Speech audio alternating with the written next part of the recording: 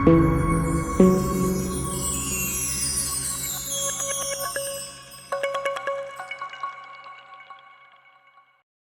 Joshy Digital Podcast is proudly sponsored by John Mack Tires, delivering 24-hour tires services with quality you can trust nationwide, and Marie's Creations bring your designs to life. For all the latest podcast news, content and music drops, head over to joshydigital.com.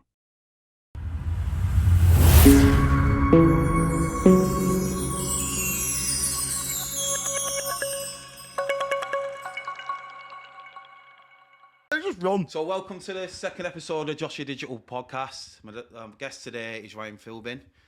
Thank you for coming on today, Ryan. Anytime, mate. No worries. What we want to start off with is what I ask all my guests is a little bit about them, away from the decks, away from the personality, you know, the day-to-day life of Ryan Philbin, what you're all about, you know what I mean? And including that as well, like stuff like... you know, your other hobbies away from the decks, you know, and things that you like. Well, my name's Ryan, and I'm a 35-year-old gay alcoholic. National treasure, inspiration to many, particularly Jonesy. I'm just away from the decks. I suppose I'm spend a lot. I'm just father now. I'm just dad. I don't really do much other than. That's my hobby and my time, my DJing and my graphic design as well. Yeah.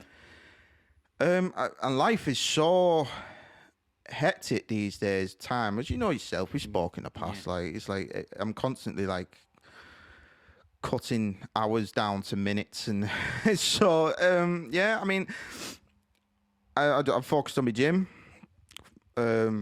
Massive. Weight loss journey. Yeah, well thank you. Yeah, very well done. Just over 4 stone now. I'm locked in with that. I go in the morning when after the school run. I enjoy that. Some good lads in that gym, and yeah, considering where I was, let's say for example, 8 years ago, never mind 10. Like I was well off the rails. Yeah. Do you know what I mean? Like on a weekend, just. Barneted. Yeah. So I didn't have much control in my life. Since my son came along, I've got my act together over the past 5 years. Now 5 years, oh my God, only feels like 5 minutes ago he was born. But yeah, so I had to grow up, and so now, to tell you the truth, mate, I wish I could go into it more about what I am and what I do. Yeah. But I'm just the most boring guy ever now. Like, considering where I was and what I was known for, I was known to be the party guy who's just going berserk every 2 pissing minutes. You know what I mean? And now I'm just like this. Like, I'm actually moving mountains so I can get in bed and watch a film. So that's about as much. It's a very chilled life. Man, like so calm. Like I must have a drink like 2 or 3 times a year now. Yeah. I'm usually driving to a gig and then. Yeah. I'm like this. Like, if I get out of here now, I can probably get to kebab house. Yeah. But then it was like, if I get out of here now, I could probably pick a gram up and a case of lager. So now, like, different life. Don't do drugs. I think we spoke about it last week. Me and John spoke about it last week. Yeah. Obviously, we've all got kids. I think when a child comes along, it gives you a different perspective. Oh, yeah. And I think it gives you that kick up the arse that you need, to get your arse in gear. It did with me. Change your life, yeah. Especially when his mum ran off. So it was like I had no option but to just, you got to get in that saddle, sink or swim. And to be honest with you, I wouldn't have had it any other way. A lot of people say, like, that must be hard, that filming, that, you know what I mean? That must be really difficult. I'm like, well, when you get thrown into circumstances like that in life, and you've got no alternative other than fucking get on with it. Yeah, get a grip. It's amazing how quick you adjust. Yeah. It's like with anything. Like if it's like sink or swim, it can define you. And it did with me. He saved my life, my lad. He really did. Because put it this way, mate. When he was born, I didn't have a driver's license. When he was born, I was 24 stone or something. Now I'm 17 and a half. When he was born, I didn't have any money because I just blew it all on the sesh, right? when he came along, I'd have never been able to come here today on the fly, get on the M62 and just I'll be there, Josh. Yeah. So you are right. When I was listening to your episode last week, I was like, God, it's so true that you just really touched me with that. To be honest with you. Yeah. I think it's like one of them.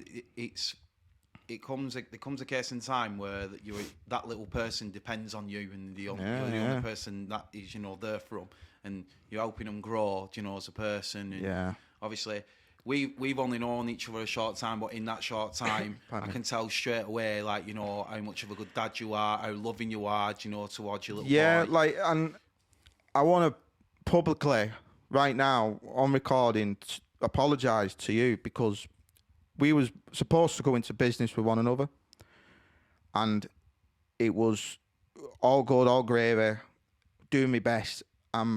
Unfortunately, I had to put all my eggs in one basket, so to speak, and I feel terrible because my initial approach was never to mislead you. Yeah, let's do this. It's a great idea. You know what I mean? And I was like, okay, let's get it sorted in January. Yeah, okay. And I was just like, I can't keep up, and I can't keep telling you this. So when I walked away, mate, I wish you all the best. You'll get anything you need from me. You'll get it for free, because it was just like clear. And I say it on record now, so I can't go back out of it. Right? You know what I mean? It's Brian Potter here, right? But I felt so terrible, and I apologised by WhatsApp. Yeah. And it wasn't good enough. I thought, I'm going to sit here today and I'm going to apologise to your face like a man. You don't need to apologise, mate, because at the end of the day, when we spoke, obviously me being a dad myself, when we spoke, I could never be angry or wound up. I know exactly why you've done it and why you've got a little boy there that you've got to 100% concentrate on. Yeah. And at the end of the day, he's more important than any bloody business, mate. Do you know what I mean?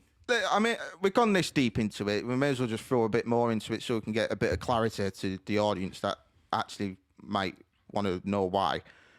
Is because with my son, he's disabled. He's autistic, and he's requiring a lot of help throughout his life. He'll get there, no doubt, but it's for most 5-year-old boys. It's a different life. Whereas mine is, it's. I don't want to sound like I'm slagging my own son off. Do you know what I mean? It's not the case, but he requires a lot more time and effort, and I just had to pick. I had to just pick. I couldn't blend it no more. I had to. Yeah. And I'm never going to blame you for that, mate. I'm never going to be, because I'll be truthfully honest. When obviously we only spoke properly when we started talking about that business. Yeah. I come and met you, and I knew straight away from meeting you, that one meeting, that you were a genuine guy. Yeah. And that I knew that we hit it off straight away. I mean, we were talking for about 2 hours solid, just purely about the business. You know what I mean? In Huddersfield, and we moved mountains for one. We met. We'll meet halfway at Huddersfield, and it was like, oh God, fuck, Christ, I'm so excited. This is something I can sink my teeth into. Because with graphic design now, it's like since AI's come along, and there's, it's changing things up, and I still get the odd job in, but it's not what it was. Yeah. So I was like, this is good. I can sink my teeth into this, but my son was just like pulling on me. Yeah. On my leg, like, and you've got. And I thought I had to just answer. You've got to do that, mate. No one's going to blame you for doing that. Yeah, of course it is, 100%. So a picture of you when you were DJing. And he's the absolute double of you. Yeah. As soon as I seen it, I thought, that's his son. That's not him. But you can tell, obviously. It's mad. The mad thing is the Philbin genes is so strong. Like, my birth father, before he passed away, he I was the double of him growing up. It's just something about it, but yeah, he does look the same. When he's got his when he was in my bedroom the other week and he put my headphones on and I shit myself. I thought, no, not you as well. I was like, get it Spanish file off. So as long as it's not our bass. Yeah. No, everyone's kicking off about that in a minute, aren't they? So away from obviously the decks, and obviously I know that you told us a little bit about the stuff that you're in. You're obviously into the gym as well. You've lost all this weight. Obviously, we've already said it once. Congratulations on that. Thank you. But that's one of your hobbies, going to the gym. That's a bit of time for yourself to get away, working on yourself. Yeah. Is there anything else whatsoever? Like, do you like? It doesn't have to be a hobby like that you genuinely, have to do, commit to every week. But is there anything else you like watching? Films, movies, stuff like that? Well, because of the ordeal over the past few years, I was, I don't know if I should even bring this up, but you know what? No, sod it. I'm going to give everything into this episode so they can paint a picture. So, I had because for the past 5 years, it was nuts. And I ended up seeing a therapist from December to now, and she was just basically drumming into it. You need to sit down and watch some telly more and be you. Relax. Relax, really. Relax. It's mad, isn't it? Yeah. Therapist telling me to relax. I thought, you should have said me 15 years ago. But, so I watched all of Stranger Things. Lawnmower put me onto that. He was like, you need to watch Stranger Things. And I was like, it's not for me. I watched it. Oh my God, amazing. So I watched all of that, like more television, more films. But I tend to just dip my feet in and out with all that. My main thing normally is music. It's my music is 1 minute I could be listening to Limp Bizkit and another minute I could be listening to Whitney Houston. Yeah. Right. I am up and down. My all the Spotify time, is fucking insane. Right. It's honestly, it's like if there was an ADHD playlist, right, and I don't even have ADHD. You know what I mean? Like it's like up and down. Pardon me. And so like back in the day, we used to have sessions in man. Yeah. And you'd be listening to fucking Medicine all out, and then it's right, stick some Freddie Mercury on, mate. Fucking Queen will come on. Yeah, my music is everything. Like, and I tend to just when my lads are asleep, I just listen to my music. Really, like it could be anything. Like, you name it, I probably like it. I was fucking listening to Spice Girls on the way here. I think when you like music, you tend to have that palette, of like different genres and different people, and like I, even as an MC, I very rarely listen to MCing. It's all like I'm into like all the old school stuff usually when I'm chilled, like Michael McDonald and Phil Collins and all that sort of stuff. If I'm in the car. Oh mate, you can't beat it. And you know what? I swear that the older I get, the more you sit there, you appreciate it more. I got onto Pink Floyd around 2017 or something, and I already heard a couple of tracks. Everyone's heard of Pink Floyd, but when you're young, you don't really engage with it, do you? But and then I started listening to something, and I was like, God, these are fucking great. And I found as well, Josh, when you start listening to like the I can't get the word out. Discography, whatever. All the albums.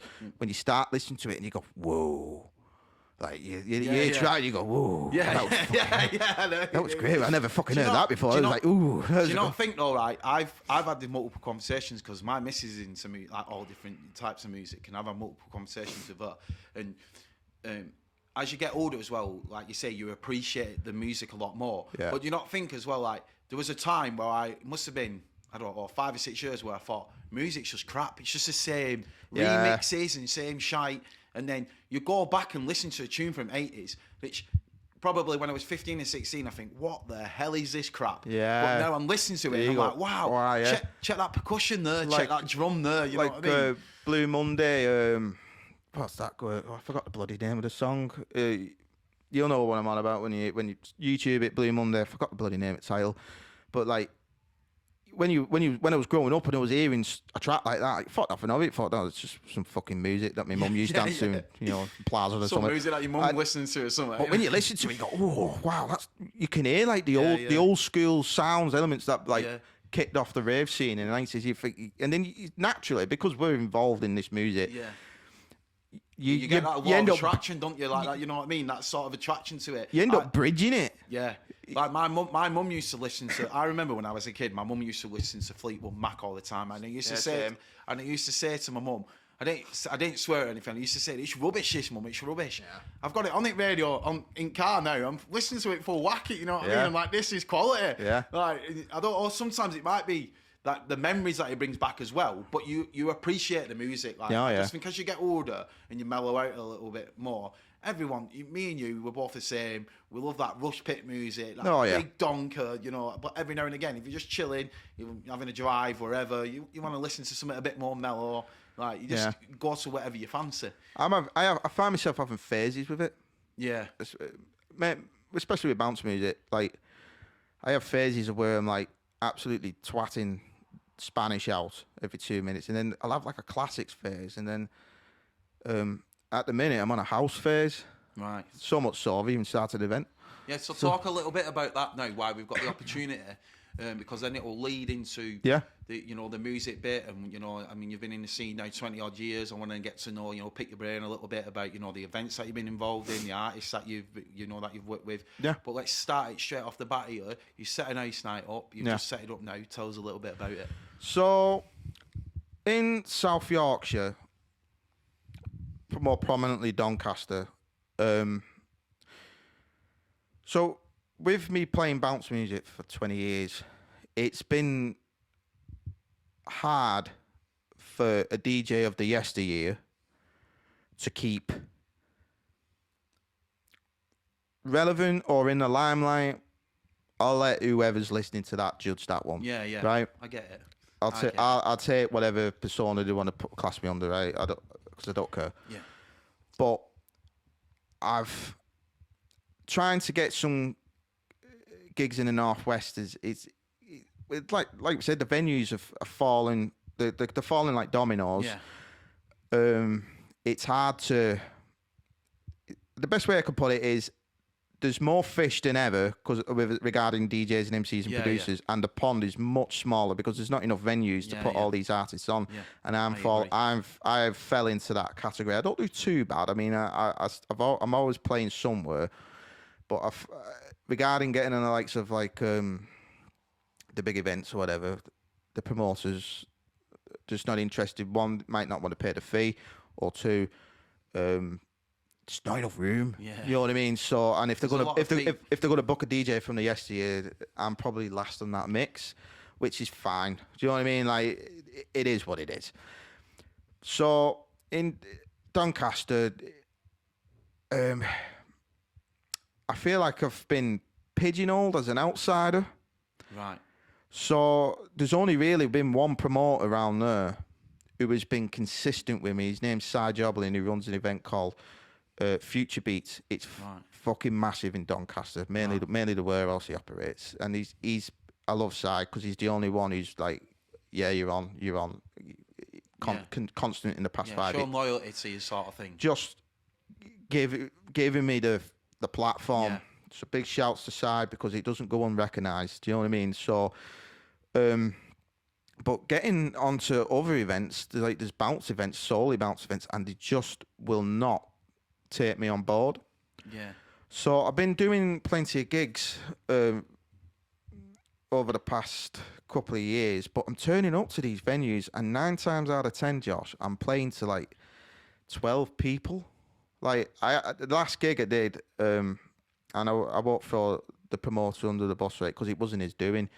It's just so difficult out there now.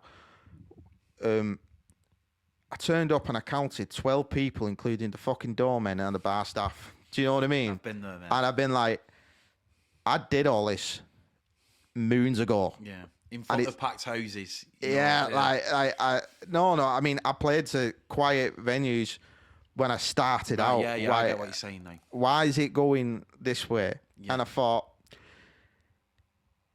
it's time for a change. Now, I'm not saying I'm completely moving away from bounce. No, that'd be silly. I love me bounce. I'm still an active bounce DJ. It's just, I've just decided that you're opening your with facelift. Yeah. So the event's called Facelift, and the partner I'm working with, his name's Mike. Mike DJ Calibra or Calibra. I know that sounds good, doesn't it? Sorry, mate. Right. I always get confused. I keep meaning to ask him, but I feel terrible. Right. So it's probably like my little doo-doo earlier on when I was So I ended up. I spoke to him. I said, "What? Do you like your house music, don't you?" He said, "Yeah, I love it. He used to go all like Egg Candy and all that back in the day." And I've had a history of it when I was a resident DJ and in St Helens. I played a couple of events, decent events, and then before I went back onto the Donk.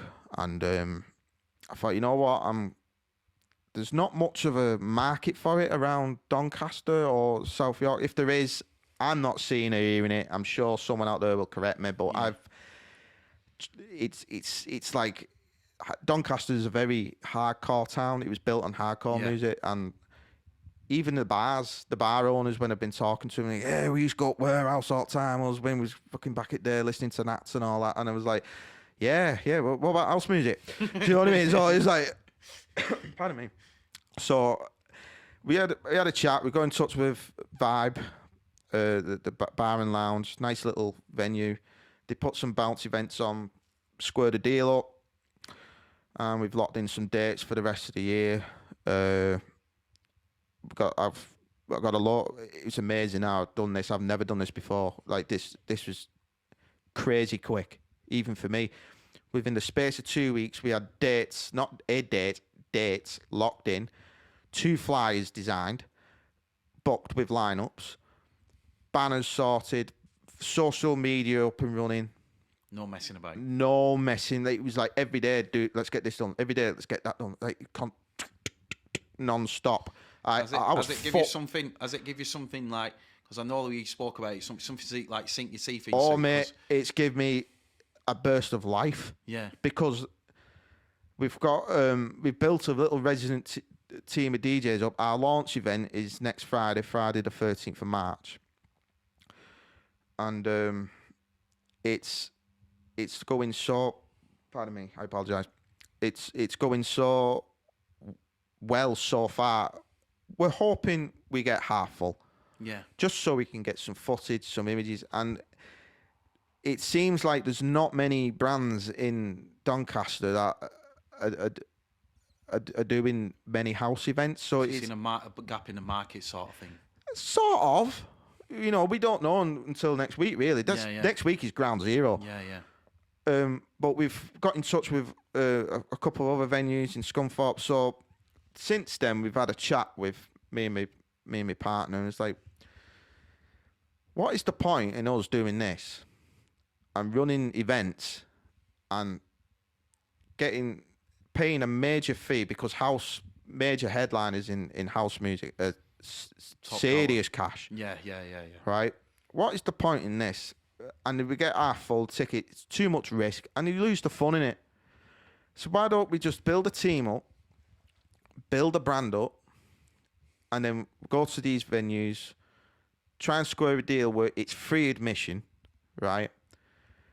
The whole process of why events are failing these days, in my opinion, is because the old you take the bar, we take the ticket sales strategy, it doesn't work like it used to.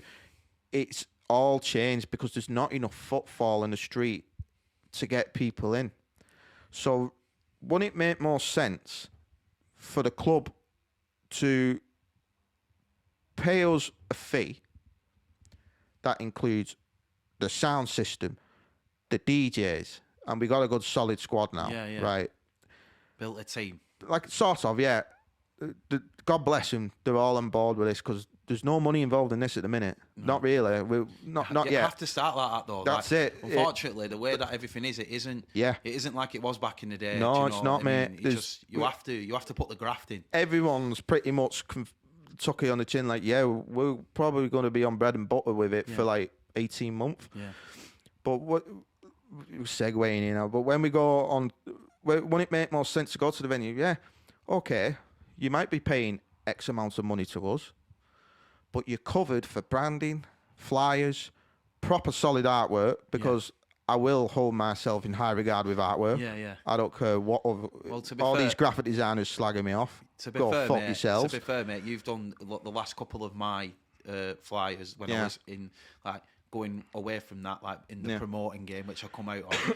You did the diversity one, mate, which was unreal. I appreciate that, mate. So, and was you happy with it? Yeah, very happy with it. Do your job done. You know, that's all what matters. That's all what matters to me. Is don't matter what I think, what I know, what I think, but when someone pays you to do the job, it's their money. End of the day, you can advise them, but it's the way it is, isn't it? But yeah, so with the event,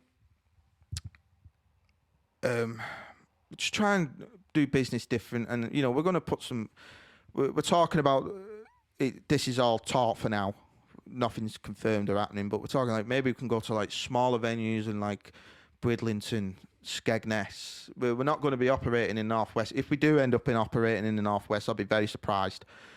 But we're more prominently focused with what's local to me now, really. Do you know what I mean? Because now that I live in South Yorkshire. So, I'm tell you what, mate, I'm so excited for it. And it's not that as well. The music, for the first time in God knows how long, I'm collecting new music, Josh. So you're excited about getting it. It's like a breath of fresh air, because every time, I'm not saying, there's no good bounce music anymore. Right? I'm not trying to put anyone down. Yeah. I'm not. It's just, I've been in the glory days of it, of buying records in shops. I've seen the best. I've heard the best. And what I'm hearing now, it's not there, mate. I don't think anyone's going to be angry or pissed off at you, mate, because I want them to go into a different path and listen to a different genre of music. It's just, I hope someone listen to this, some 18-year-old kid, and go, I'm going to fucking show you, you fat old prick, right? And just make an anthem. Yeah. And stick it up my nose, right? Yeah. I hope someone does, and I can go, good. Yeah. Good. That's what it needs. It's too clean, and it's too chasing Bounce 7 top 10 downloads. Yeah. Like, fuck all that, mate. It needs a bit more attitude and someone personality. Yeah, something, I don't know. Like I've made a couple of tracks, and they're coming out on Bounce 7 soon. I've not made tracks for ages, my own stuff. Like I was bored over Christmas, really, and I was just knocking them out like there was nothing. You know what I mean? So I hope some kid comes along soon and creates a real anthem, and let it snowballs. Yeah. Because if one producer does well, we all do well. Yeah. Look at Andy Whitby. Yeah. Everyone coattailed off him. I made money from Andy Whitby, and Andy Whitby don't even know it, because every time when he was doing so well with events, and he still is really, but I'm going back to like 2018 or something here. Every time he was booked, we made money. Yeah, he walked out with the biggest pay packet, no doubt, but he was. Do you get what I'm saying? Yeah. When someone does well in this music, and if someone's on a roll, we all do. Yeah, we all do. It's like an umbrella effect, isn't it? Like, and at the minute, I'm not seeing much of that. It's getting a bit passe. Yeah. So hopefully it picks back up. But like, if you're looking, I don't think there's anything wrong with looking down a different genre or a different path. Like everyone, you started off as a DJ because you love music, mate. No one should go, oh well. Playing new music. Yeah. Like, it's a thriller. You can't explain. Like when you're a solid budding DJ, mate, and you're always on the hunt for that next banger. Yeah. You know what I mean? And I'm just. There's been times where I've just sat there and go, maybe it's me. Maybe I'm just being the old guy in the room now. Yeah. But then I'm talking to my peers around me, right, who I came up with. I'm not going to throw them under the bus because they're in the spot. And they go, no, you're right. It's fucking dead at the minute. There's nothing... Nothing resonates with me musically, do you know what I mean? I can understand that you've got to have an attraction to a tune, like, at the end of the day. Otherwise, if you didn't have that attraction, there's nothing to like there, is there? You've got to be able to get something from the tune that it excites you, or like, you know, makes you think, oh, I want to put that on today in car, and I want to blast it out of windows because it's sick. When you were putting a track on repeat, that's when you know it's a killer tune. Yeah. And it's not happening. Like I remember a couple of years ago, I spent like 40 quid on brand new tracks from the likes of Excel, Clubbed, Bounce 7, and I was just like, I'm just buying these now to try and stay relevant. Yeah. And I must have played like 2 or 3 of them repeatedly, like, and then you soon get bored with it. And it turns out it's not me as well, because I'm speaking to people around me. Like I'm asking the questions like about it's, you know, what do you think? And they're going, pfft. You know what I mean? But they'll never expose themselves like I am here, because I don't want to hurt the pocket. You know what I mean? I understand that. I'm in a position now where I've got nothing to lose. Yeah. Because I'm not getting booked from the big events anyway. Like, and they're probably sat in there because you're a negative prick and all this. I'm not negative. Listen, I want everyone to do well. And I just feel like it's like the bounce scene needs to figure it out at the minute. Do you know what it is as well? I think people, I don't think it's people, I think it's just the way society's gone. People need to remember the difference between negativity and an opinion. Yeah. You don't have to like every single thing. If every person liked every single thing, nothing will be individual. Oh, yeah. Do you know what I mean? So you can't go, oh, well, you need to like this and you need to like that, otherwise you're wrong. No. Music is exactly the same as food, mate. If you don't like donuts, you're not going to go to a donut shop every day and buy donuts, are you? So it's like, just look at it like that. There's a difference between negativity and opinion. You're allowed an opinion at the end of the day. I just feel like it needs it's like the best way I can put it is, it's like this fire here. It's like it's losing its flame a little bit. Yeah. And by every week, every month, every year, it's dimming. Like, at the minute, the state of the scene of music is reminding me of the times when it was dead. And back in the day, mate, when it was dead, like, I'm turning up to venues and we're playing to barely any people, right? And that was happening when the scene was dead in like 2010 to 13 or something. Like, honestly, I can't explain to you how hard it was back then. Like, people, you know, John, Nick, Rob, Kente, Cheese, you know, there'll come a time when they'll come in here and they'll tell you the same. It was like, it was so hard. But this is the difference now. Back then, there was, everywhere was busy, but they was all listening to like Jacking House and stuff like that. Yeah. So it just feels like another episode of a slog, and I don't want this music going down that path again. I think there needs to be a collective group from all the people who's high up in the music and start getting on board again, because it seems a little cutthroat. It's because there's a multitude of things that's happened this time round. The multitude of things are loads of different things, for the fact of society's changed in general from 10 up to 10 years ago. Society's changed. Yeah. Clubs are closing down left, right and centre. So you haven't got like, now it's very hard for the new generations to come through and listen to bounce music. Like, I've got an 18-year-old. She never listens to bounce music. She didn't even like me emceeing at first. Now she likes it. She's blasting my tunes. You know, she's sending me videos. But that's just because I'm an MC. Her friends don't listen to bounce music. No. Do you understand? So there isn't like that place where people will go and bring them generations through. Another thing as well is that it goes back to what you said earlier on. The market is that full with people producing left, right and centre. Yeah. A lot of tunes are coming around and they're sounding the same or they're different. But there is glimmers of hope in there. Yeah, there is. You know what I mean? There's loads of glimmers of hope in, people coming through. I don't want someone to watch this or listen to this podcast and go, what is his problem? Right? It's not the case. Like, no, polar opposite. I want, do something. It's like, it's vanilla. Everything I'm hearing is like, it's like, It's like it needs a little bit of Ozzy Osbourne or something. You know what I mean? A bit of Black Sabbath. It needs something. Yeah, For fuck's a bit sake. of personality. I can't. Not even personality. It's just like a bit of Attitude, maybe. yeah, attitude. Yeah, like that's what the greatest artists in throughout music of all time.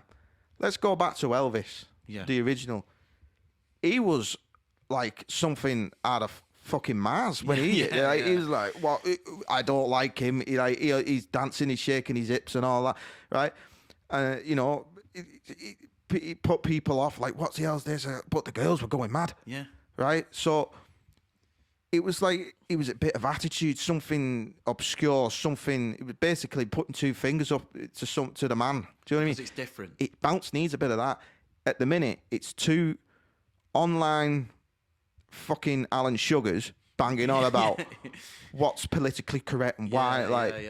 Shut the fuck up. Yeah. No one's asked. Well, that's about another factor as well, because society goes back to society and what you're allowed to do, what you was allowed to do 10, 15 years ago, maybe offend someone.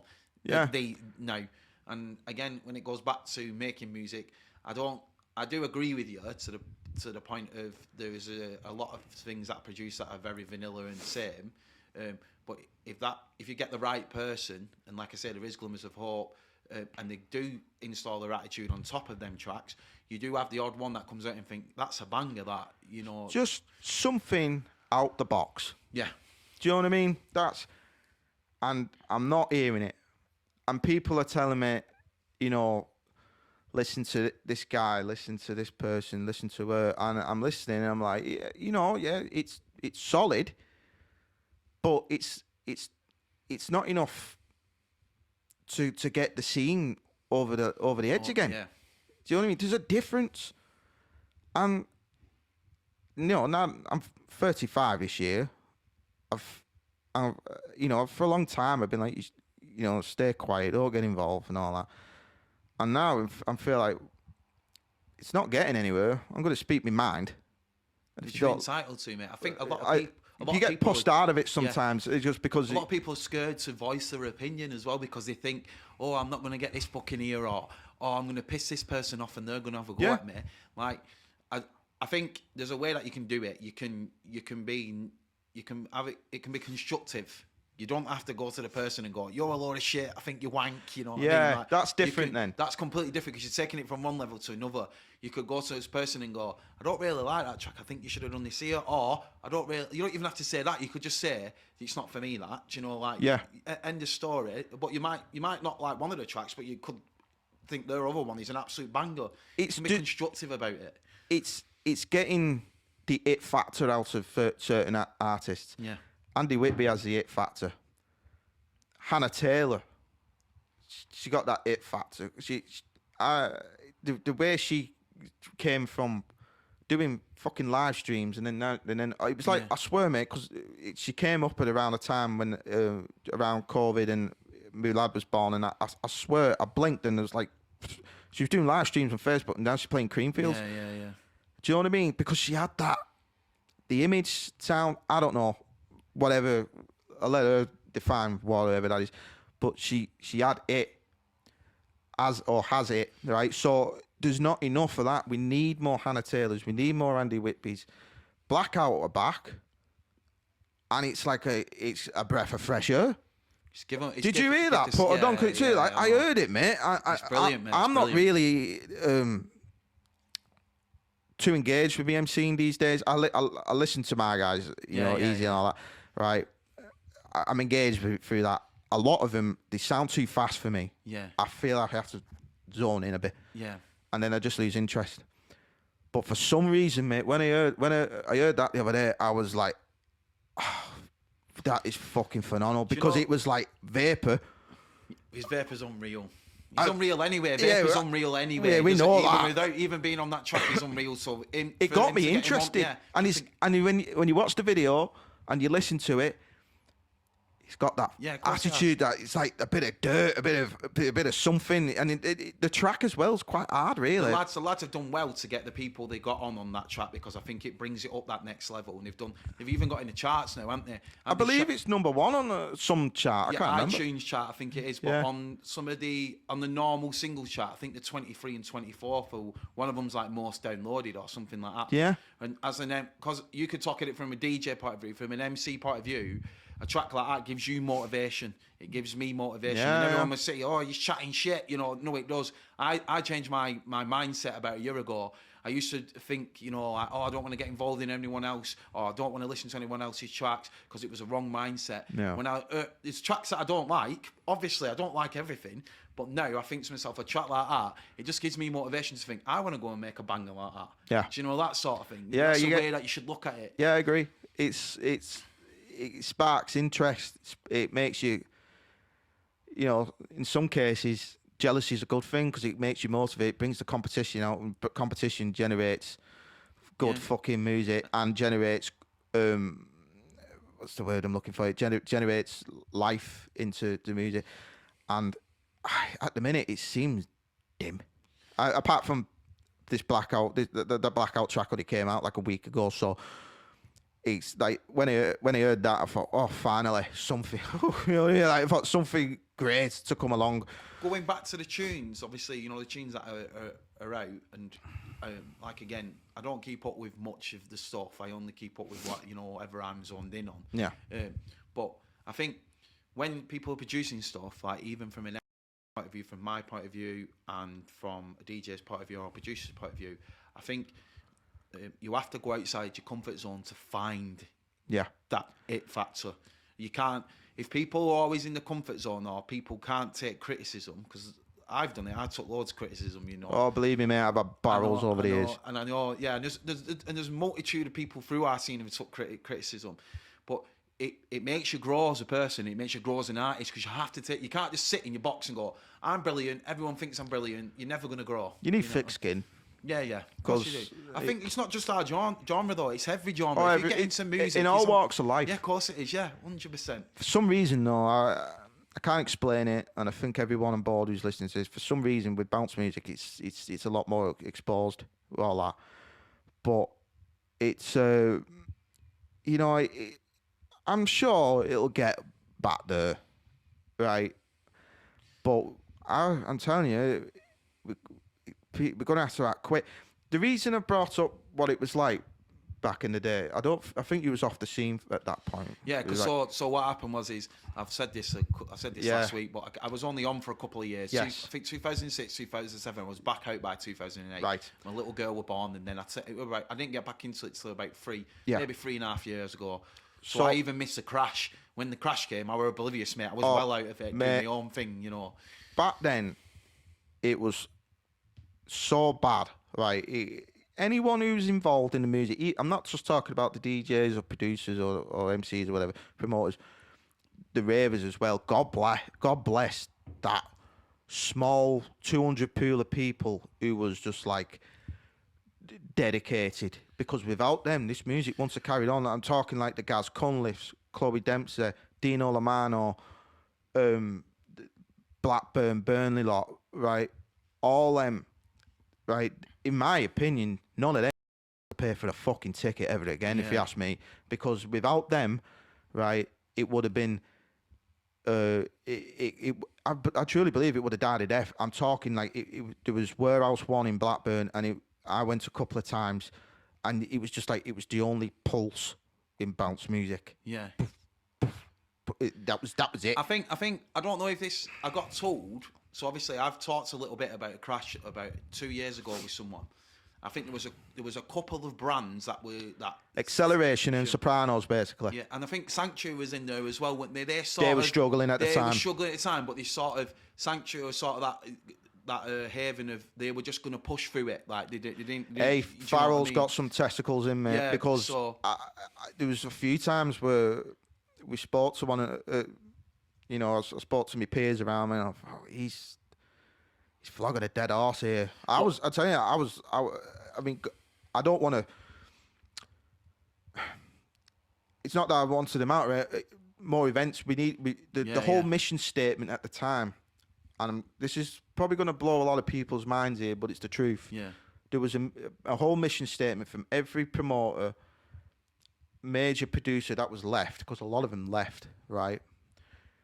Who was like, we're going to keep Bounce alive. So many people had to take pay cuts. Like, I believe, John or Nick can correct me with this, I may be wrong, but I believe there was a time where them two was John Neal and Nicky B, by the way. Yeah. Major names. Yeah, yeah. To me.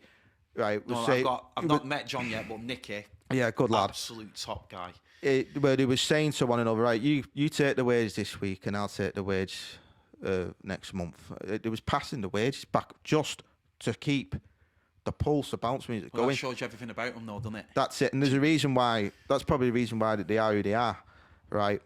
Because it weren't all sunshine and daisies for anyone. Like, I get fucking paid, mate. I got a bit of wage in there, and then I started like, wonder if I could command like 50 quid here. Yeah.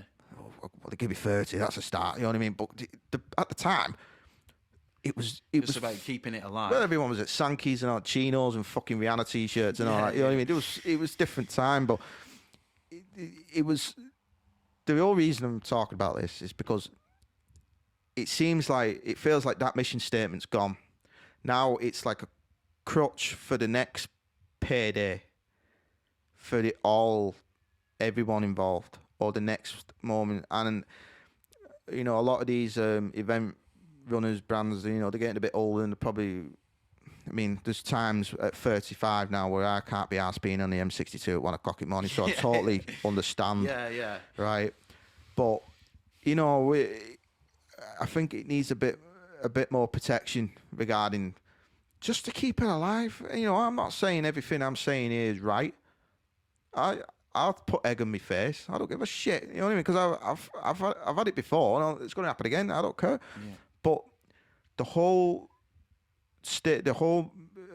point of this was to keep it alive, and now I think a lot of that is going now, right? Because you know, sometimes I'm like, especially on Sundays and early hours Monday, like I'm firing my Facebook up, and it's like a fucking bunch of headless chickens just having a go at each other over nothing. I know. Do you know what I mean? And I'm no angel. I had a spell 2014, but I was just as bad. But I was 23 years old off my head of coke. Yeah. These are like people my age. Grow the fuck up. Yeah. Do you know what I mean? There's more to. I see some of it on social media, and I think to myself, there's more to life than getting involved in stuff like that. And I'll never listen. I've had some shit stuff happen to me since I've been back, but I'll never fall out with anyone over music. It's not fucking worth it. Here's the thing as well. We should be learning as our community to express our opinions online, and you know, get your opinion in. That seems like it's watered down these days, but get your opinion in, get your thought in, right? And not end up having a barney with someone all day on Facebook. It don't have to be personal, does it? It gets that way, Josh. Yeah. It does. It gets that way. It just, you go, you fucking dumb prick. What? Fuck you. I'll see you at Underground or whatever. And next thing, they're hugging, taking selfies and wired. Yeah. It's like, it's continuous. Yeah. It's like the same. Insomnia spins in circles. Insanity spins in circles. And we need to move away from that. Yeah. And believe me, you know, there's someone here like, you fucking contradicted prick, Ryan. You've had so many. I had so many of them moments when I was younger. But the difference is, Josh, I was younger. Right. And I you've got that experience and that matureness. You got to grow up. Yeah. Right. I think there's a lot of people my age as well, maybe a bit older, you forget that they're grown men now. It's time. If you want to have a barney, stick it in your inbox. Well, everyone. Because when it comes up online on Facebook, then it fucks everyone up. No, because every Tom and Dick and Harry chucks their opinion in then, and then it goes. You even get people with fake profiles. I mean, it's the fact that I see regularly very talented and established artists in our genre of music putting themselves in them situations of round with people online. Yeah. Do you know what I mean? Like, that don't matter. You wise up, because believe me, I learnt the hard way with that. Yeah. Because I was like that. When I'd say around 2013 to 16, but I was off the rails. You know what I mean? I was on a come down all week, so I was going to fucking row with someone, right? And then on the weekend, I was hugging them all again. But it's time to move away from that. It's time to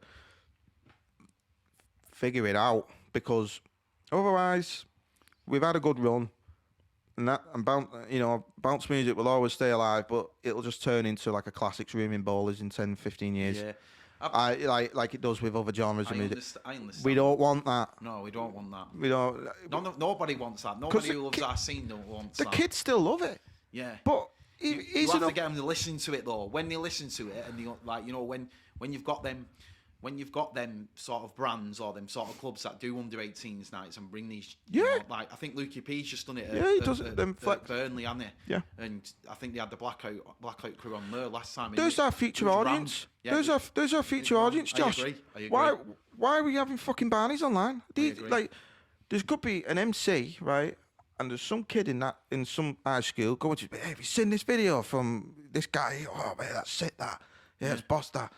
And there could be, have you heard this over MC? Yeah, that's boss that. Yeah. And the next thing, these two MCs could be on social media having a fucking Barney with one another. Yeah, I get it. Like, think the bigger picture. Try and be 10 steps ahead. Tracks get made for a 30-second video clip, right? And it looks good on TikTok. And it's a throwaway track, and it never gets fucking played again after that. Yeah. And it's usually just a sick drop, and that's it. Yeah. That is not the way forward. Isn't it funny, right? The last big track that I heard from Bounce, other than this Put a Donk on It too, that's come out with Blackout, the last one before that was, to me, Billy Gillies' DNA, right? That got hammered at every Bounce event, right? It's a fucking trance tune. Yeah. Right? It's no coincidence. And it's not a big drop, that. It's a big vocal. And it's going to stand the test of time. And he's Billy Gillies. I met him once. He's a very nice fella. And he's skyrocketed. He's a made man. Mm. Why? Because he didn't chase a big drop for a 30-second clip, chasing a fucking mysterious algorithm on Facebook and all that. Yeah, I get it. Fuck that. Music will live forever, not an algorithm. Yeah. Do you know what I mean? Good music will live forever, not a 30-second clip on TikTok. Yeah. Switch up, dickheads. Yeah. Do you know what I mean? So obviously, moving on from that now, because we were talking about the old days, and obviously there's been some brands that have obviously, set the test of time, Sanctuary being one. Shout to Farrell, I'll always shout him because he's the one who got me through the door. Sopranos is another one. There's a few other ones. Obviously, you've got Farrell still does like stuff like Zone, like the proper old school stuff. There's other genre brands and nightclubs, because sometimes it's not the brands that put the nights on. Sometimes the nightclub will put the night on. Yeah, it's switching up with all that now. Yeah. So but go back to try and take the viewers back to back 20 years ago when you didn't have CDJs, you was on vinyl. When I started. Yeah, so when you started, take the viewers back to what it was like for when you first got into the into the scene and how you got into it. Well, I was only a kid. I was 14, I think, 15, something like that. I remember the year 2006 and 2007 prominent. I think it was 2006. So I've actually been going bounce events. I don't know if you want to class them as bounce events, but I was going under 18s events in 2002, 2003 when I was a kid. But I wasn't arsed. I was just trying to fucking neck off with girls. Yeah. I was like, I don't give a shit what this tune was. It was just dance music, you know what I mean? And your mates going, you all want to be there. I know this one, Castles in the Sky. Right. we net me. Right.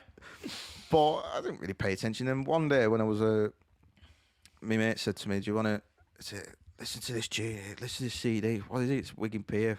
I think it was 53. I can't remember.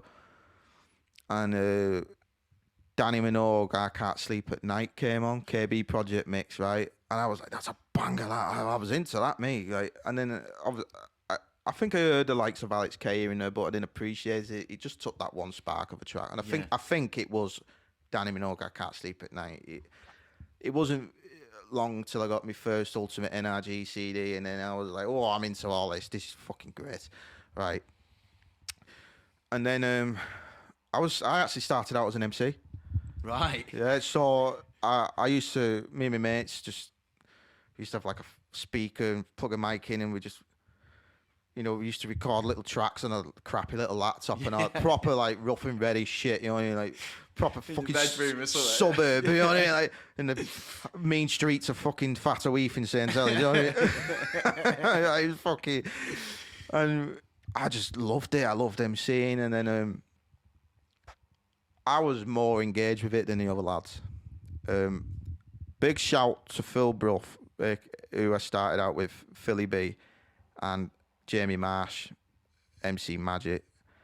They're my day ones. I wish I could see them a lot more than I do, but that's life, innit? But I started out with them, and then it wasn't long until I got a set of decks, but I didn't know what I was doing. I didn't know what I was looking at. So there was a DJ school called Reality Records in St. Helens, and it was actually a record shop, but she opened up the school, and looking back, the girl her name was Alicia Lawler, and she's a lovely woman.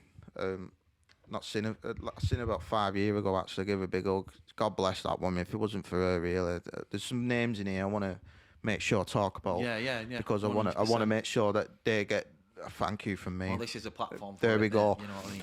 So she's one of them, because we didn't have a pot to piss in growing up. Just didn't. Right, whatever money we got, we put away for an holiday so we could have something. Yeah. Do you know what I mean? And I went to this DJ school, and we was getting lessons like a 5 a week or something like that, 5 a session. But I wanted more, but I couldn't afford more. Yeah. Do you know what I mean? So I was like turning up, and like on my dinner in college, I think, what was it, school? I can't. No, I was still. Yeah, I left school that summer. Yeah, so I was turning up.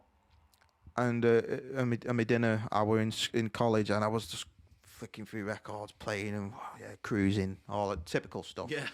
Right, but it was a dying game, the vinyl. Then I was probably one of the last of the generation who actually learned some vinyl, really, from that period of time, anyway. And I just wanted more, and she just give me keys. She go, back room, no, in the classroom that she had. Just have a mix, then just make sure you lock up. And then she says, empty that bin on your way out. All right, okay. Yeah. Next thing, because I was always there, she used to let me go in the studio booth, like the studio, fucking Pioneer 1000s, DJM 800, 2 Technics 2. I was like, oh, you know what I mean? Like I was buzzing. I was like, oh God, I'm getting this. I thought I'll empty that fucking bin on way out every day. Trust me. And I was in there every day, mate, every fucking day. And she knew. She knew I couldn't afford it. It was like 30 quid an hour or something. I can't remember what it was. She knew. She was just letting me use him because no one else was using it. I think the business was failing at the time. The writing was on the wall. Something was going on. Sometimes you need that person to sort of push you. I was just a kid. Yeah. I was just a baby, mate. You know what I mean? She was a bit older than me, and she let me do it. God bless her. So I learnt my crafting now, and I got taught off a local lad in St. Helens.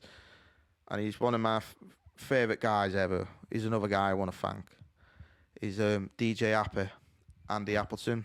He taught me how to mix, basically, like because I transition, beat matching, all that. I couldn't get it first, especially on vinyl. It's different kettle of fish. And then it's a lost art now, mate. It's a lost art. It is, mate. Last time I used turntables was literally about 10 years ago, and it took me a couple of goes.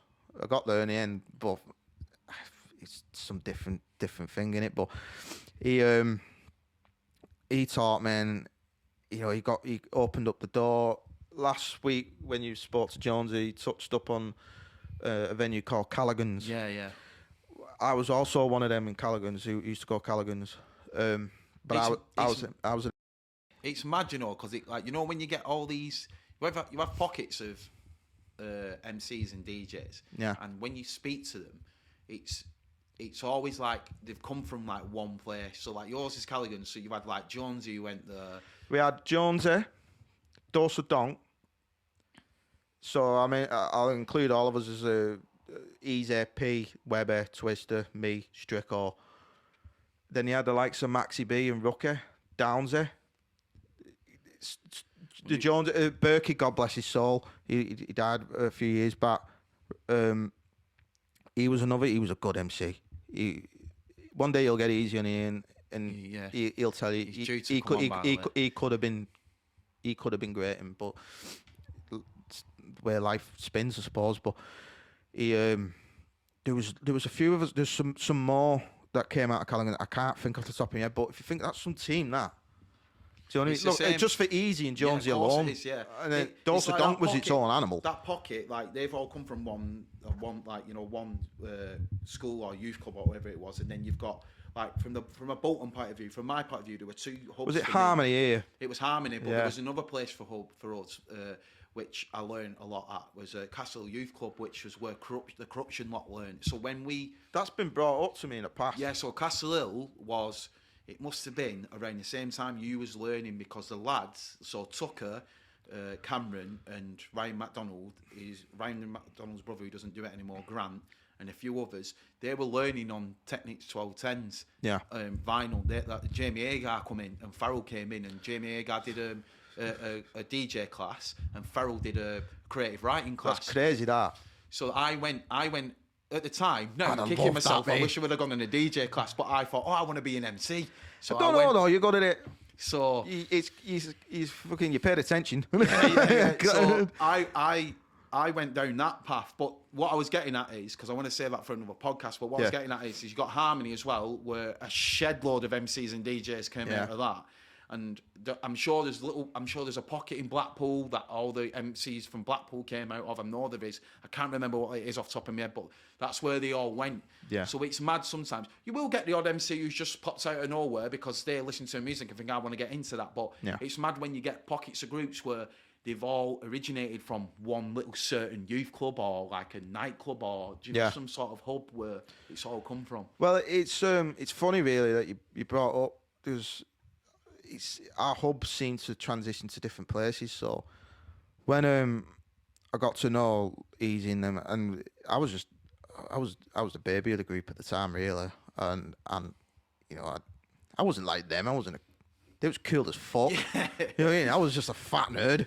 Still am in a way. You know what I mean? Like, but I gigged in a bit, and they took me on, and then as I was getting a little bit older, I started going around St. Helens, trying my luck getting into like bars and all that. And then there was an event that was prominent called Two Bouncer. Have you heard of Two Bouncer? Yeah, I've heard of Two Bouncer, mate, was like, it changed the game for me. That and Joker's Bar. I'll get into Joker's in a minute. So Two Bouncer, there's another person here I want to thank, and that's Josh O'Brien, because I was so young. I was just about getting in through the door. These are lads, they were going frequency, they were a bit older than me, you know, they're in the mix of it all. Like, they didn't have to take me on board, but they did, and especially Josh. And Josh, he's a fucking great guy, Josh O'Brien. Big shout out to you, Josh. And he gave me a platform, he gave me the warm-up, and then it's crazy how this happened. Pretty much line and line at the same time. They was doing Retro Bar once a month, and then let me do the warm-ups. And then I was doing Joker's Bar with the likes of Dose of Donk every weekend, Fridays and Saturdays, right? With that pool of DJs and MCs. And that's where it really lit the fire with Dose of Donk.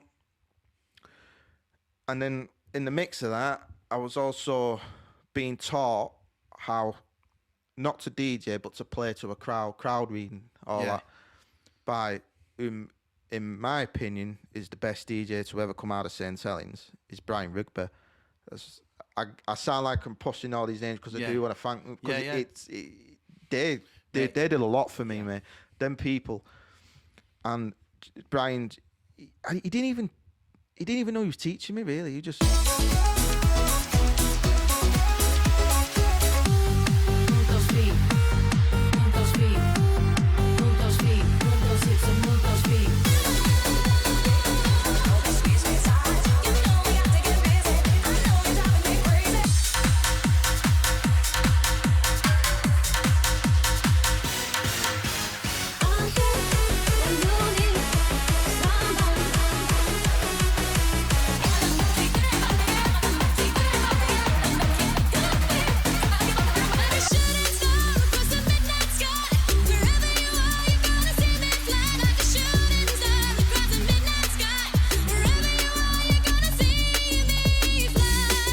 at the time, at the same time I was learning my craft with Brian Rigby. Big shout to Brian. He's another one who I owe a massive thank you to, because he used to let me come into the bar. He was playing at the Bullion in St Helens, and he was playing Funky House. I wasn't asked about Funky House. I was a fucking donk DJ, a kid as well. You know what I mean? So he would let me. I didn't have a clue what the music was. He just lined the track up and said, "Right, beat Matt Stallion while I go for a fag." Right. He went through the whole deck that night. So I ended up, and then he didn't realise he was teaching me really, unless it was his plan. I don't know.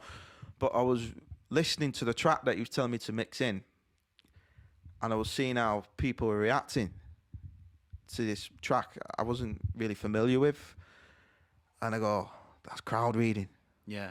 I noticed then something to that, and that's why I'm probably more known for my crowd reading really when it comes to me. Apologies for coming to me DJing. I'm probably known for the crowd reading side of things.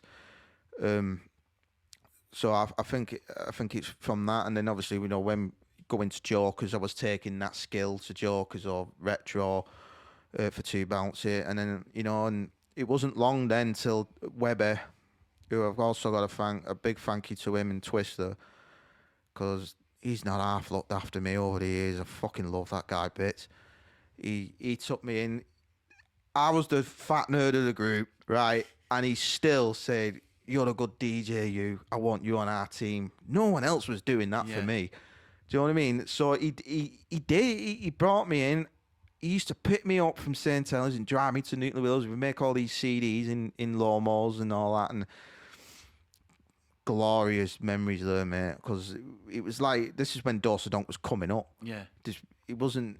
It became a juggernaut a couple of years after that, but this is when it was coming up. It was all in this mission statement. It was all like, "Fuck them, like we're gonna do this." It was cutthroat, like for us. Give us that motivation sort of. We had an edge. Yeah. I'll own that. Like we was like, we're gonna fucking smoke these guys, and 9 times out of 10 we did. Like, and as the years got rolled by, we got better at our craft, especially them, and then. I ended up filtering away from Dose of Donk a bit. The brand was growing. I was still a bit young, so going to these venues like Pier and all that, what they was playing, I couldn't, it was too risky, and they needed a boost up. So I wouldn't say they sacked me, but I got filtered out, and they had the likes of Mikey C and Joe Taylor coming in. That's probably the more prominent Dose of Donk, what people recognise more, and I accept that. That is what it is. But the real ones know that I'm an OG for Dose of Donk, and or one of them. So I came back into the mix of that around 2012, and the rest is history, really, mate. It was. Do you think as well? Like, do you know? Obviously, I'm going to have a number of guests on here, but I can tell straight away, because the only reason I set this podcast up is because I want you people to have a voice and and come on and tell their story. Yeah. Also tell the story away from the decks. And obviously we got a little bit out of you today. Right. What do you think when someone like you comes on the podcast? I can tell straight away that you love the scene because of the emotion and the effort that you put into explaining stuff, and you're not bothered about going outside the box. Just even if it's going to piss people off. Sometimes what I love about the scene is you get to do these nights, you get to meet a shitload of absolutely brilliant people. Yeah. I mean, without bounce music, I'm not speaking to you here right now. There we go. Yeah. And I think the memories as well, and just the collective of it, of like, because what I'm trying to get at is people outside of the scene don't understand it. Oh, it's just crappy bounce music or crappy donk music, but they don't understand that when you meet a group of people and you vibe with them so much and you all like the same thing, you look after one another in the end. Yeah, exactly. That's the beauty of Dose of Donk with me, and the medicine / overdose lot. Yeah, it's always been them. Viper, RJ, Fitting. It's always for the past number of years. It's always been them, and then the likes of Jonesy and Langy and that. I know more other people need to thank as well, but Yeah, it's funny you bring that up because they're my best memories, and it's funny, innit? We're all a bunch of good mates anyway. Yeah. Don't get me wrong, we've had a barney here and there, but it always blows over. It's always something stupid. I'm the same, mate. I've But had we're barneys. always there. Yeah, of course. 100%. You know what I mean? And I think you get to meet good people in bounce. Don't get me wrong. I'm not trying to turn around and say that every single person I've met has been absolutely brilliant. They haven't. But I know I'm the sort of person that, and I'm like you, if you give me respect, you'll get 100% respect Same. back. And there's so many people I've met in bounce, I'd be sat here for half an hour naming them. Do you know? I think it naturally sparks the main character syndrome, and it makes people anxious, and then they get defensive. And it happened with me. Yeah. Because I had a spell one time where it was like that, and then it happens, and unfortunately, it derails them and relationships, friendships, relationships, whatever. But it's a matter of how you overcome that, I think, because there's some great. I have some friends for life with me with bounce music. I've not even brought up Phil Critchley. Like, would you mind if I talk about Phil? Go on. Right. This is your platform, mate. Yeah, your because episode. that man is like a brother to me. Now, Phil, do you know Phil? I don't know him. Phil Critchley's Groove Control. Right. You heard of Groove Control? Yeah, of course I have. One of the most talented producers I've ever seen. Like me and him have our own duo called Pick and Load, and it did quite well for what it was. We made about 20 tracks. We didn't really get any gigs, but we both got gigs stemming from them tracks separate. We used to go everywhere together, mate. We used to. He was always driving. I was always off my head. So I always had a lift. So you had to be the sensible one, yeah. Yeah, he had to be like he's so calm and patient with it. Like sometimes now that I'm behaved these days and drive myself, I think I don't know how the fuck he put up with all that. But he used to he's been the stuff he's done for me is unfathomable. Like, he's lent me money when I've been skiing. He's picked me up just to go to his house to make tracks. Like, we was in his house, in his studio for hours and hours, just grinding, right? And then we're just talking and making music, and then traveling the road all the time. And he's one of the most, in my opinion, probably one of the last greats with producers in bounce music.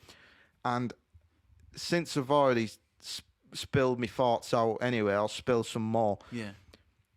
If he is an underrated reason why bounce music is as prominent as it is now. Sorry, I might have said that wrong. He was a main factor in the scene of music to make the music good again at a time when it wasn't. A lot of people were just trying to rip off Fitzy and Rossi B. Yeah. He was coming in with fresh sounds. Authentic. Yeah, you could tell the difference, right? Constant bootlegs of what tracks are now. So when you turn up to a BTID event and that, you're always hearing Cedar Light, Farrell doing his electric rhyme over Voodoo, right? But when Phil came in, he was playing like, I'll fire off some examples, like he did a bootleg of TJR, Odi to Oi, David Guetta, Bad, at a time when he bridged the scene of music with what's now, and a lot of people were coattailing off him there for a spell. I'd say for about 3 or 4 years, and then Know and Behold, footage started coming out from the likes of Peer and Appear, all that, and he was in the centre of it. And then he's not great with online promo. He'll hold his hands up. He'll tell you that himself, right? He's very talented, and he's always been in the mix of it, and everyone recognises who he is. But regarding pushing his own thing on social media, it's non-existent. Yeah. I love you, Phil, but you're fucking shit at it. Yeah. Right. You can't do that for someone. Yeah. You just can't, because it's too. God bless Dave Gray, General Bounce. He does a bit for him, but it's still got to come off his back. Yeah. But you you've got to learn it like that. Yeah, Social media, especially now. Yeah, With like AI and all that shit, mate. social media shit, mate. You've got to learn it. You've got to be on top of it straight away. I can tell you right now, right, because I've seen it and I've heard it, all right, and I've watched him. He is sat on gold with music, and one day all this music off his computer, he's going to finish the tracks and release an album, whatever, and it's going to shake this music up because it's so good, right? But he's busy with work and things like that. Well, we're getting older, you know what I mean? So I totally get it. I understand. I'm sure it'll come full circle eventually, but I'm telling you, mate, our authentic sound is there. And have you ever heard him play, DJ? Yeah, have you watched him live? I've seen some of his videos. Mate, he's fucking fire. Yeah. He started getting good with like looping and stuff like that. And I could DJ quite well. I feel like I can hold my own. But one night he got on decks, he just, mate, I was like, fucking God, you know. But yeah, I had to bring him up because he was regarding to the memories and the people around. You know, it's they're my people, they're my crowd, and Antidote and that, and Roman Angel, and well, that's what we're going to get into now. And obviously in this part, just tell us a little bit, because obviously you've been in the scene now 20 odd years. Yeah. Just give us a little bit of information of like some of the brands and some of the events that you've been involved in, because I know there's a lot, but try and summarise like, you know, some of the, you know, best events that you feel like you've been involved in. First and foremost, Dose of Donk. Bouncing. I was a resident for Bouncing. That was a bigger, looking back. There's a residence list that I designed for Wince at the time, and there was like John Neal, Joe Taylor, MCB, Carl Hill, and then there's me. Big name. I'm like, yeah. I fucking blag Wince with that one. Silver tongue, you know what I mean? But Carl Hill's another one that he's a good lad. He's a good lad, and he's another one that I think he gets overlooked. I actually sometimes. beat him in the deviation competition, right? I won that deviation competition in 2014. And I thought, yeah, I'm on a roll here, me. Next thing, he's on fucking every bastard flyer, and I'm still in room 2. Oh, yeah. He's a top DJ. He's a good lad. He is. And he puts a lot of effort into his events and everything. You know, fair dues to him. He definitely deserves where he's at. You know, and he's worked hard for it. So, and what I mean by overlooked, I don't mean like he's overlooked because, you know, like he can bang on the decks. He can. He knows good vocal what he's doing. DJ. Yeah. He's good for he's good. He can play a good crowd for the birds, like game going, and that's what matters at the end of the day. But anyway, without segueing from your question, is Dose of Donk, Bouncing, Antidote. Some of the best nights of my life with Antidote. So, oh God, we had a ball. We really did. So, and then there's like what else is there? Overdose. Oh, Overdose was. That's when I owe this to Viper and RJ and Fitting, because I don't know if I should bring this up, but I'll take a chance. When I was close mates with Fleming before he passed, God rest his soul. I wouldn't say close friends, but we were good acquaintances. You know what I mean? And I can't prove it. I don't know if this is true, but I get the feeling he had a hand in a reason why I got took on with Overdose a year or so after he passed. Kurt brought me on. I fucking love Kurt bits. He originally wanted me as doing a warm up, but at the time I was battering promo so well. He rewarded me by giving me 1 o'clock or something like that on a night. So I was like, whoa, and that was it. So yeah, them lot, they were great nights. Just little pools of brands and talents that I had like a big moment with, or periods of time. And they always stretched back and forth. My circle really for years was like St Helens, Warrington, and Wigan. I didn't really need to go. Oh, Chester as well for live rooms for Bouncing, and I was known. I did well, but. Because obviously we're cut for time, I'll try and skip to something else. You know, I think you want to bring it up. It might have been on a flyer, on an image. it's funny. I got booked for Dose of Donk, and well, I wasn't originally supposed to be booked. I got jealous, and I added my name to the flyer. Right.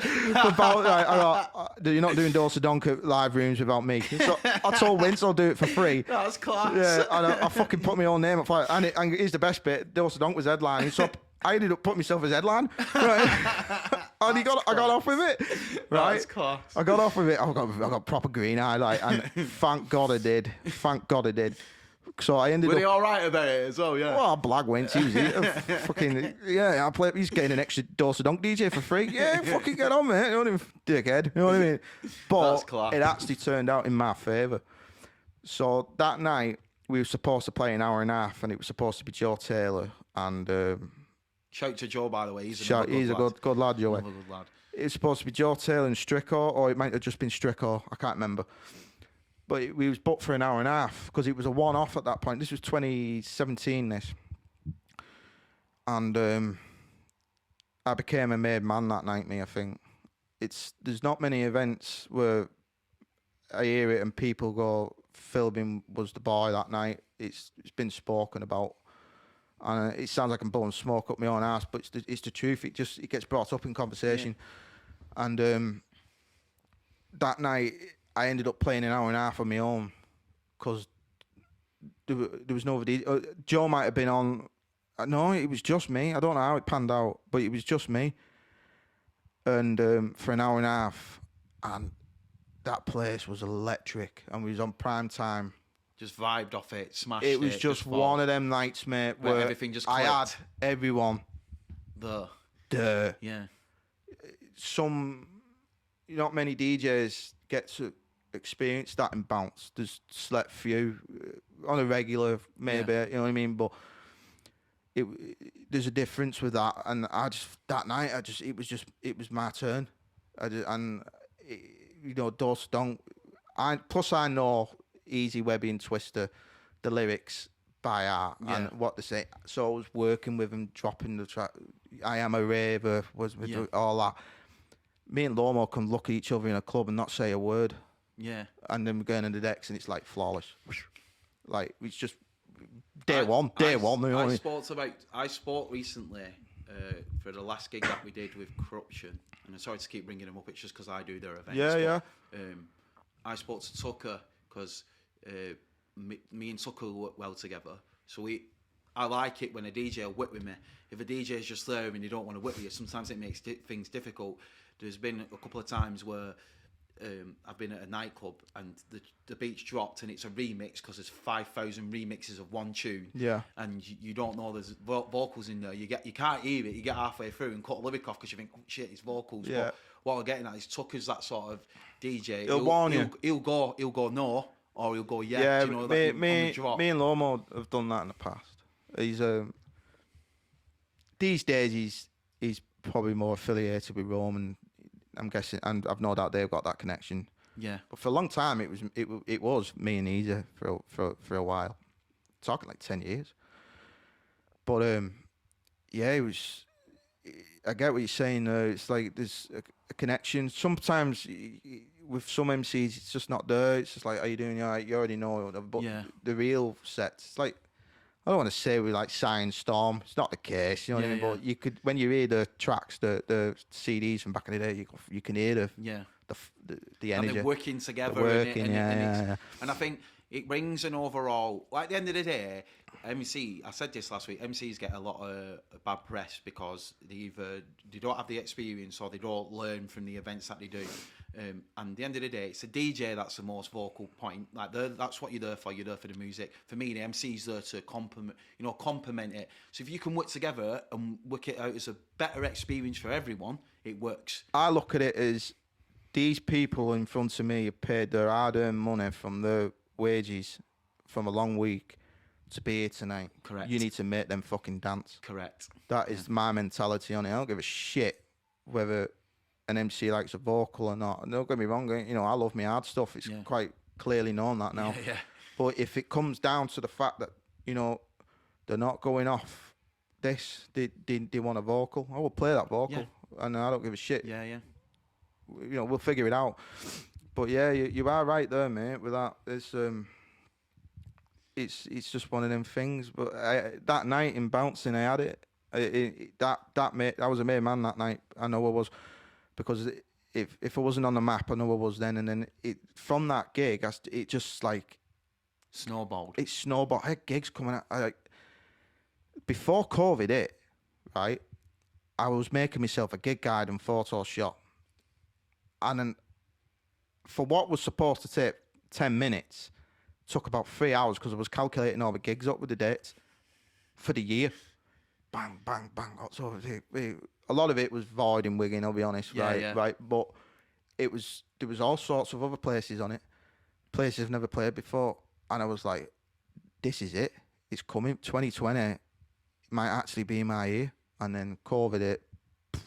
Then my son came along and ended up moving to South Yorkshire. So now it's like, plus, nightlife has changed. Stuff yeah, like it's that, completely changed. Like. Yeah.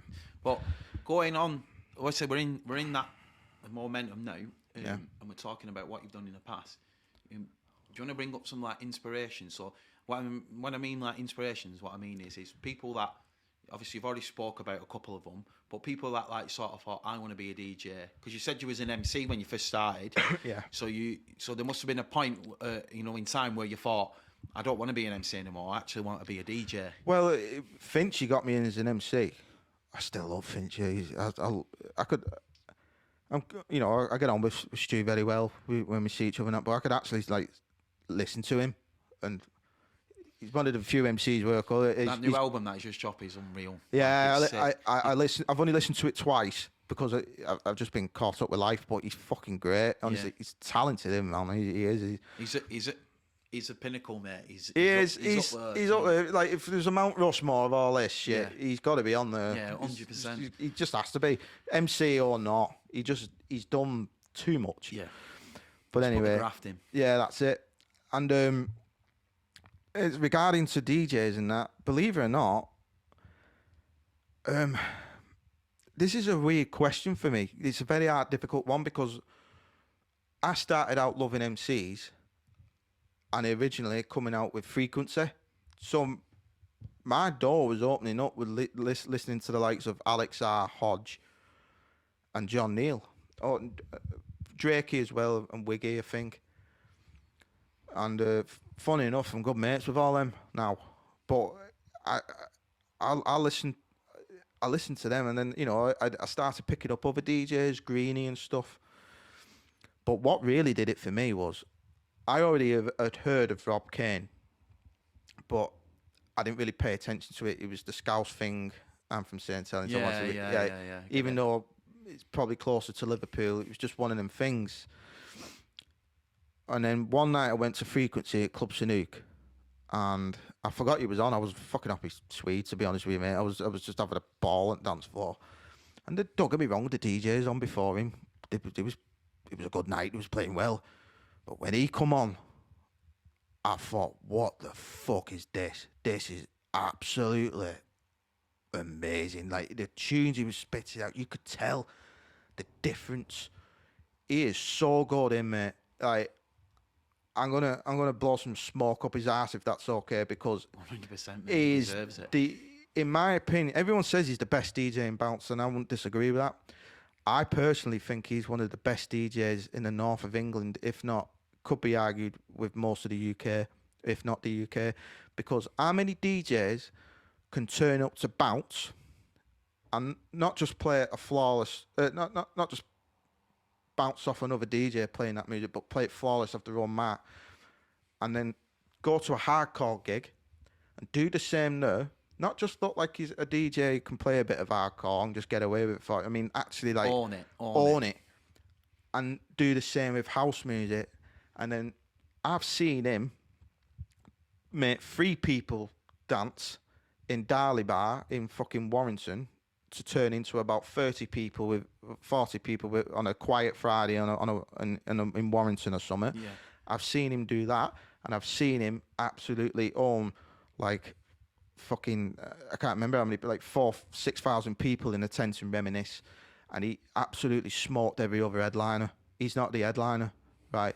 It's unfathomable how good he really is, and he became my inspiration, really. There was a time as well, like, where we're talking like 2014 here. I was struggling to get gigs and stuff, and he took some time out to the side to talk to me in Darley Bar, you know, hanging, going, you know what I mean? He didn't have to, and he knows that, and he's probably thinking, I can't be arsed being around this kid or whatever, you know what I mean? Now that I'm a bit older, I understand. But he passed on good advice, and I learned a lot from that, because now when I see some kid, because he would have been about my age now, if I see some kid, I'm going to be that guy who's going to say, keep at it, lad. Come on, just try this, do this. We're not super close, me and Rob. We're not, but we always say hello when we see. I've not seen him for a few years, to be honest. But whenever he's a really good lad, but his DJing is unbelievable, and his productions. I truly believe that he is one of the best DJs in the UK, and I'm not my own with that one. There's a few who say the same. I was going to say, I don't think there'll be many people that will disagree with you. Like you can tell the level that he's at, the aura that he's got around him. When you see him on stage, did you watch him at Corruption? Yeah, he was just like something about it. It's like some people have it. Even when he wasn't even DJing, when he came upstairs, you could just tell straight away. Like, he's Rob Gay, you could tell straight away, like, you know what he's doing. I reckon. I've not seen him for a few years, but I like to think that when he's turning off, because he's you know, I'm not saying he's old as fuck, but he's getting a bit older now. He's like, right, okay, you know what I mean? I can tell he's just like, he wants to get back on the motorway or something. Yeah, I think when you get to the older age as well, like, it's like the older DJs, you would think that because everyone thinks, once you get older, you'll just mellow out of it, and you're going to have your slippers on, your pipe in your mouth, and you're going to be sat at home. But they still enjoy it. Like, I mean, I could tell every time he was every time I've seen it on a video. And I think there was a video shared a good couple of months ago from Reminisce, where everyone was saying it was one of the best sets they've ever fucking listened to. I listened to a bit of it. You heard about that one with Ian Redmond and Corver? Yeah. I never got round to watching that, but I heard it's great. I listened to a little bit of it in the car, and it fucking bang on. Like, the tune selection alone, like, were just fucking unreal. But when he went to Corruption, you can just tell, like, you know, when someone walks into a room, and you could just tell straight away, like, this person's got a bit about them. Yeah. You could tell straight away. And I've never spoke 2 words to him. You know, like, I don't know. I don't even know him to say. He's sound. You say a lot to him. He'll say a lot to you back. Yeah. But he is very reserved. Yeah. And, you know, I never understood it when I was younger. But again, I was a fucking pissed kid, wired. You know what I mean? Just wanting to get in the mix of it. Or like, well, he's been around the block. He's done it since like fucking 1990 fucking 6 or something. So he's probably like, this kid's doing me head in. He's a good lad, but fuck off. And I more power to him, but he is the definition of there's levels to this shit. Yeah. I know I'm a good DJ. I know I can, for 60 minutes at a bounce gig, I know I can hold me on, but I'll never be Rob Kane good. Well, I think... Never. I understand what you're saying there, but I think Rob Kane gives every DJ the hope of being able to get to that level. Just trying to compete with him level. But even if you get there, he'll come out with something else. He always pulls a track out when you go, fuck, that's got... I've never heard that before. I've not heard that for years. You know, he's just... Some people just... Well, that's what you need if you're going to be that sort of. If you're going to get to the level, like, that's why he's at that level, because he can do that. And I think if you're looking at not even younger DJs, like even DJs at the stage that you're at now, it gives you that target to be able to get to. I'm not saying that everyone's going to get there. That's not what I'm saying. But it gives you that target and that hope of, I want to one day, you know, be at that level if I can. I just hope at some point I'm in a position where I can pass a torch or two. Just so... And this is what we're going to get into now. Yeah, just so some kid can have a good time like I did. Because, mate, I had a fucking ball with bounce music. Like, I really did. Like, I got so much out of it. I got much more positive than negative out of bounce. And I'm still ongoing. I'm not retired of it like that. It's just not what it once was, and I'm okay with it because I had a great time, and I hope I can be in a position where I could give some young lad or maybe in a young girl these days, just female DJs more than ever now. You know, give them a platform to go and have a fucking good time, kid. Go out there and have some fun and play some good music. Why we're on that subject as well, obviously there's a few female DJs coming through. You've already mentioned one, Hannah Taylor. Yeah. Absolutely skyrocket into the sky. She did a tour of Australia, or she either did it or she's done. I honestly believe that she's going to be like one of the biggest names in the scene that'll live forever. Like she's the next what's the word I'm looking for? She'll be on someone's Mount Rushmore someday. Yeah. You know, because she's over the line. Yeah. Do you know what I mean? And every time she's done events as well, because she's been involved in some of the events that I've been involved in as well. She's really good as well. She always says hiya. Do you know what I mean? Yeah. She's really good. She knows how to read a crowd. She gets a crowd. Oh, yeah. I mean, one of the events that we last went to, one of the crowd members had a Hannah Taylor banner, in the crowd. So that's what I was talking about earlier, the it factor. Yeah. But what another girl that I want to bring up as well, another woman that I want to bring up that I know that you've worked with, and it might not have been in Bounce, Anna Mac. Anna Mac, yeah. Yeah, I think you worked on, was it? Well, I've got her on, me and Mike, my partner, she's actually a resident for us now for Facelift. Right. She's a nice girl, Anna. I've done a couple of sets with her, and she can go. She's another one who's she's wicking her way up as well. And I know. Obviously, there's a few things happen on Facebook where she's got frustrated with certain things. It's a fucking shame, mate. Yeah. She gets she gets. I don't want to say the word bullied, but she gets. She gets the shit kicked out of her sometimes for no reason at all. Why? Because she's a female DJ who's good at the craft and looks better than you. That's what it stems down to, really. I'm even taking it away from that though. Even if you just look at her DJ skills, she's great. She's brilliant. Yeah, I did a set at her back by Don't Demand. I went down and I MC'd on her set. She was absolutely brilliant with me. I think I've been on a couple of her sets and other nights and events that we've done where I've just sort of jumped in on the mic, even though. But she's the sort of person where she's not just it's not been given to her like people think it has. She wears she's her actually heart grafted for it. She you know has, what I mean? And she wears her heart on her sleeve. And I think I've told her, I've had words with her a few times, just passing off advice for, don't expose yourself too much to these fucking idiots online. Yeah. Because at the end of the day, they're all just a bunch of washed up hardcore DJs from fucking South Yorkshire. They've never gone past Uprising or Doncaster, where else. So fuck them. Why waste your time? Invest yourself in their fucking petty shit, sorry.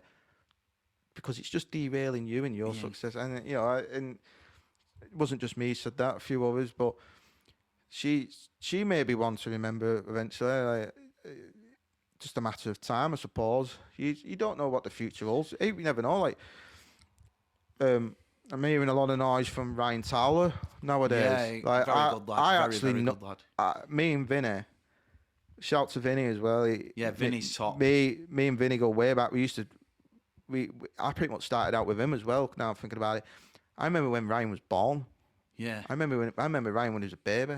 Right. Me and Vinny used to say a couple of times, like, wonder if he'll ever become a DJ or whatever. And his mum or Vinny would go, oh, not my fucking watch or anything. Now he's like in the mix. Smashing it now, smashing isn't he? it. For his age. He's done better than me. There's three people I want to bring up because we're going to get into this in a minute. And this is a question I'm going to ask you before we get onto these photos. Yeah, fine. Three people I want to bring up: Ryan Towler, because they're going to be on. I've got a podcast coming soon called The Young Guns, yeah. Because I'm always wary of the next generation coming through. I told a story last week on Jones's podcast of an MC that turned up, and me and Makey helped him because I'm that sort of person. I want to give back as well. Yeah. But you've got Ryan Towler, who's smashing it in a minute. Caden Atcher. I'll be honest with you. I'm hearing a lot of noise about Caden, but I've not had the chance or the opportunity to actually hear his stuff. I can't comment on Caden. Yeah, and one person and his dad is a salt of the earth, absolutely top guy. Like, is it? Is he actually? Yeah, I met him. He's a nice lad. He's one of the people that has full on backed me from day one. Do you know, like, he's the one who said, right, you need to get out there and, you know, do your thing. And one person that I want to bring up as well, because he's a little bit below the radar, but he's a very, very good DJ and I can see big things for him, is Kano, which is Grundy's son. Again, I can't comment because I don't know him. So if you ever get the opportunity to listen to them, Kane Stewart, Caden Atcher, and obviously you already know Ryan Towler. Yeah. Them three DJs who I know that they might not quite like, but Ryan and Caden, somewhat, you know, they're probably going up there, but Kano's not far behind. You know, like he's reading the crowd. How old are they? I think Kano, they must be like 19, early 20s. Just like babies, really then. Yeah, they've got the world's their oyster. Yeah, I envy him really, mate, because I was like, I remember when I used to fucking think, I'm going to do this and do that, and you know, the excitement of like how far could I push this, and obviously when I was that age, the scene died. Yeah. In the crash, so. They've got a platform now. Now they're getting booked from Kenty with doing Pure and that. Their world's their oyster. And I hope they stick it up every old cunt's nose. And they bring something out the box, and they bring something really new. Like I keep saying, I spoke to Ryan Towler. He's a good lad, Ryan. Because I watched him when he was a kid, and you know, and you see him playing outside and all that, and me and Vinny was on the decks pissed and stuff. I want to see it would make my day to see him do well. And I said to him not long ago, if you're going to make our bass, make anthems. Yeah. Because it's a glass ceiling now. Yeah. Something along them lines anyway. You could probably dig up the chat. But I was trying to say, you know, don't pigeonhole yourself, you know, think bigger, always go the level up. But he's still young. He's got to find his own feet. He's got a lot. He's got time. He's got time when he's that's hands. It. We've not got time. No. He's got plenty of it. And just talking about Vinny as well. I'm hoping like Vinny.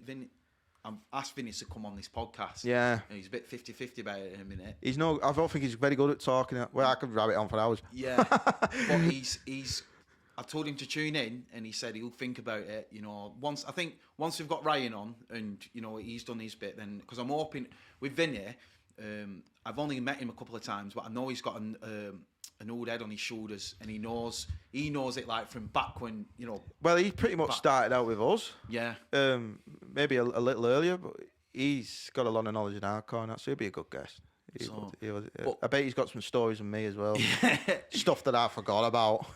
So, with you being in, before we get onto these photos, and then that's what we'll finish on, with you being in, obviously, the game for 20 odd years, and if we've just spoke about this next generation coming through, but if you to give any advice to a DJ that's coming through now, what piece of advice would you give them? Try and sound different. That's hard. I can understand if someone's hearing that and going, hang on a minute, Ryan, you're playing a lot of Spanish tracks these days and classic sets. I'm not in a position, I mean, I'm always looking for new music, but you know, I don't want to segue too much, but I try and sound different for anyone else. If you're going on Bounce 7 website or Excel or whatever, and you're buying the same tracks as what everyone else is buying, and you're playing the same sets, then you're not making yourself sound different. Spend the time to deep delve and beatport, trackitdown.net, search low and wide, go on SoundCloud. There's loads of avenues. Try and find something that makes you sound different. And if you, whatever gig you got coming up, save them for the moment. And then also,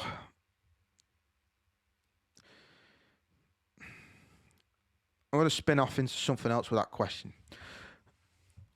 I learned my craft in a different way than most bounce DJs. So around 2014, 2015, 17, I was still playing bounce, but I was doing mainly like warm-ups for my mates, right?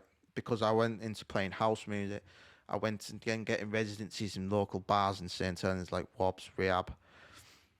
And then you end up getting good at reading the crowd, knowing what track to play when, what to start off with, what to end the night with.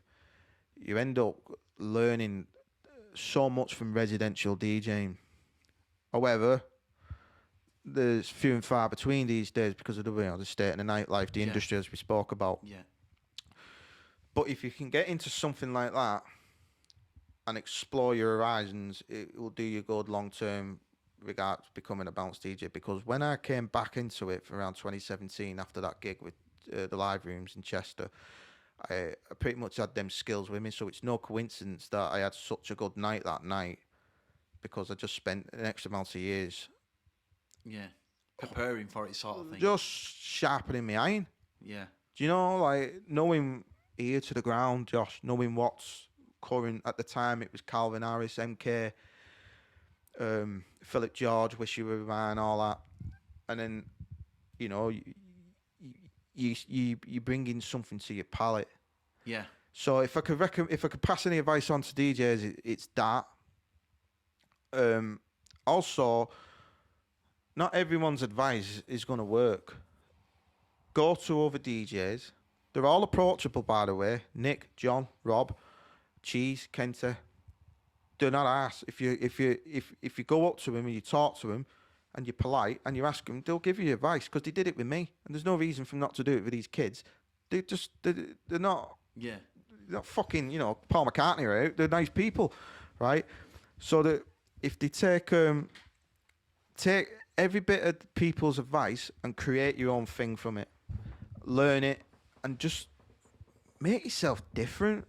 You know what I mean? That's the best thing. I mean, and that's sound advice, because I think you have to come outside, like what we spoke about before. You have to come outside your comfort zone, and you have to be able to show people that you are different than everyone else. Otherwise, everyone just turns in and blending to be the same.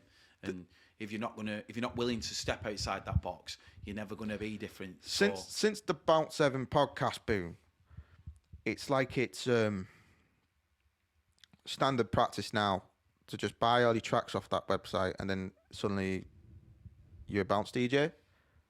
Yeah, you got a big arsenal of these tracks, and I'm sure a lot of them are good. I'm sure a lot of them are bad, but you're just sounding like everyone else. Yeah. So what is the fucking point? Yeah. Do you know what I mean? You may as well just. There's loads of producers out there. I'm always seeing on my Facebook, like, I've got a USB coming out, buy 'em, all that stuff. Porcio Effects, I always keep my ear around for his stuff. Do you know what I mean? And so there's if you're looking, like I said, that's the advice there. If you're looking for, if you're willing to put the time in to look for the tunes, and you're willing to select your tune selection, and get it bang on, that's half your battle in it. And then you've just got to make sure that you turn up on the day, and that you know what I mean, and you got your A game on you.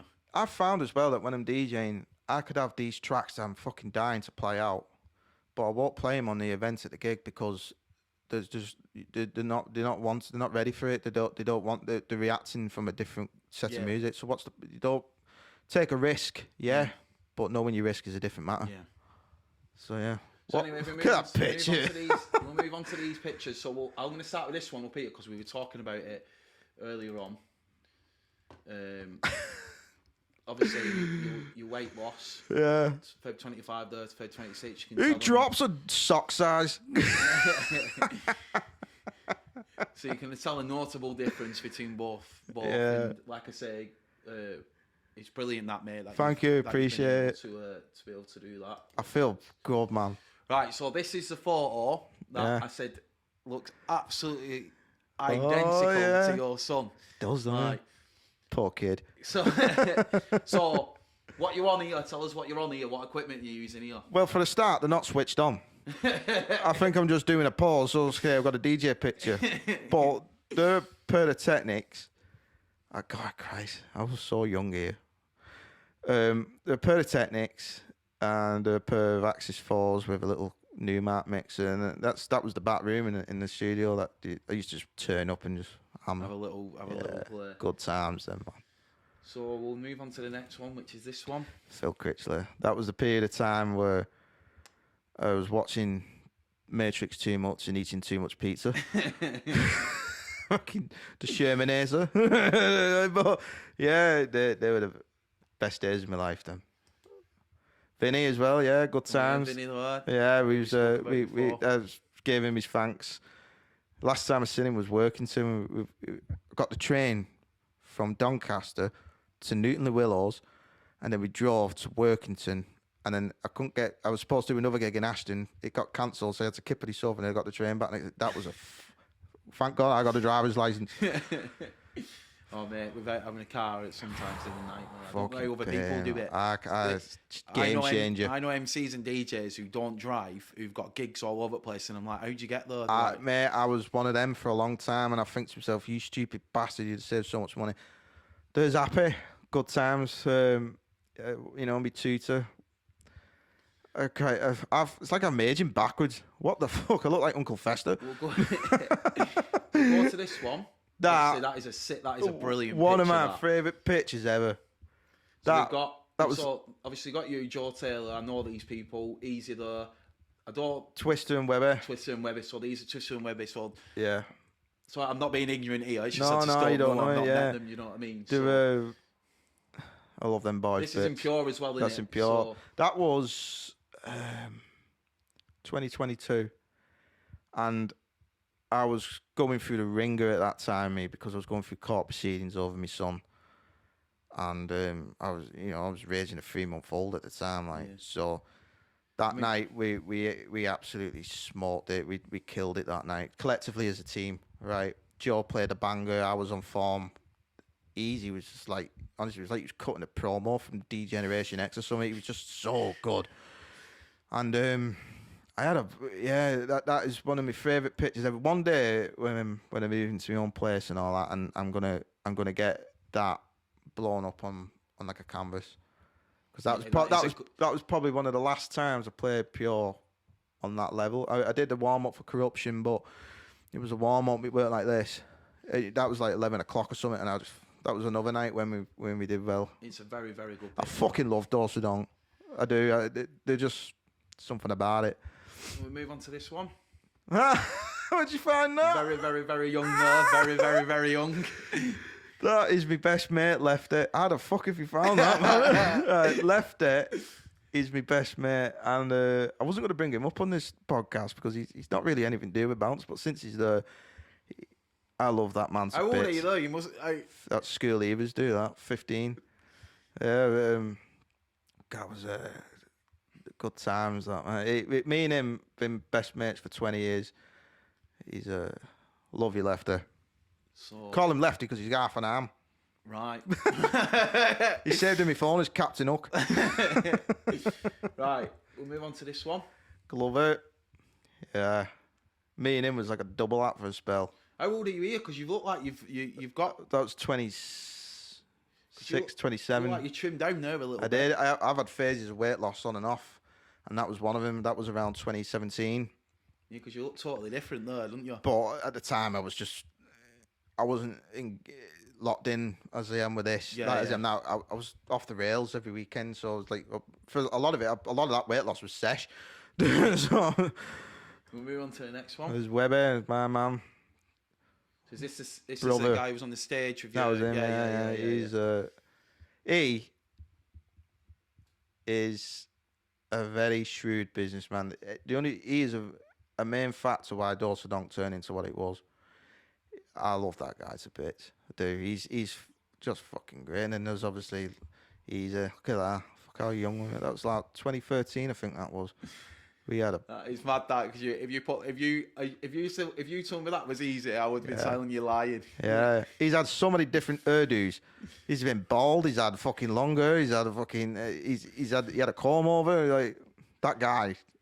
He's a fucking sex icon. He's like, I love that guy to bit. I speak to him near enough every night. He's sound easy. Like, I love him. Everyone knows he's a good MC.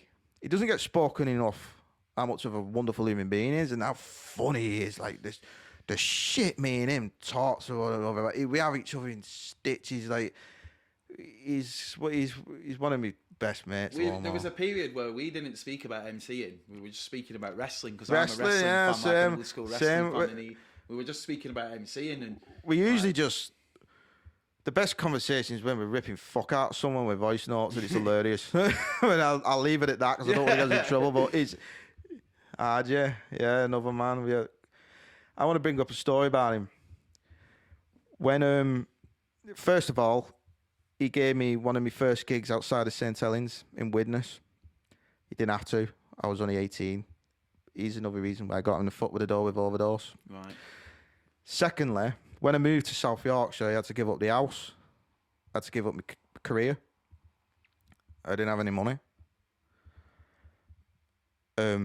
Court proceedings. And I'm sure there's a whole lot more I can't get off my head. Yeah. Get from the back of it. Can't think about. And I was in a really, really, really bad place, mate. And I had no pictures. He's fucking huge. He's only 5. He's like half my height. Yeah, he's a big lad. And he was going through clothes like no tomorrow with the sizing. And I was locked. And I said, I posted like this is so hard for me to talk about because I'm putting myself in like a position of vulnerability. Yeah. I had to post a status saying, "Has anyone got any old baby clothes that it can send out?" Within 2 days, he had a shitload of baby clothes sent out to the house from Widnes to South Yorkshire. All stuff. Don't get me wrong; he was going to go to charity, but he knew I was desperate, and him and his missus, Darcy, got it. And I had to bring that up because he saved me skin for a little while till I got some money in, and I will never forget that. And he's done a lot for me. He's a good man. Yeah, love you, mate. Antidote, yeah. We spoke about Antidote a lot last week with Jonesy, obviously, which we'll get onto in a minute. So obviously we know that they're a good little crew. We know that, he's sound.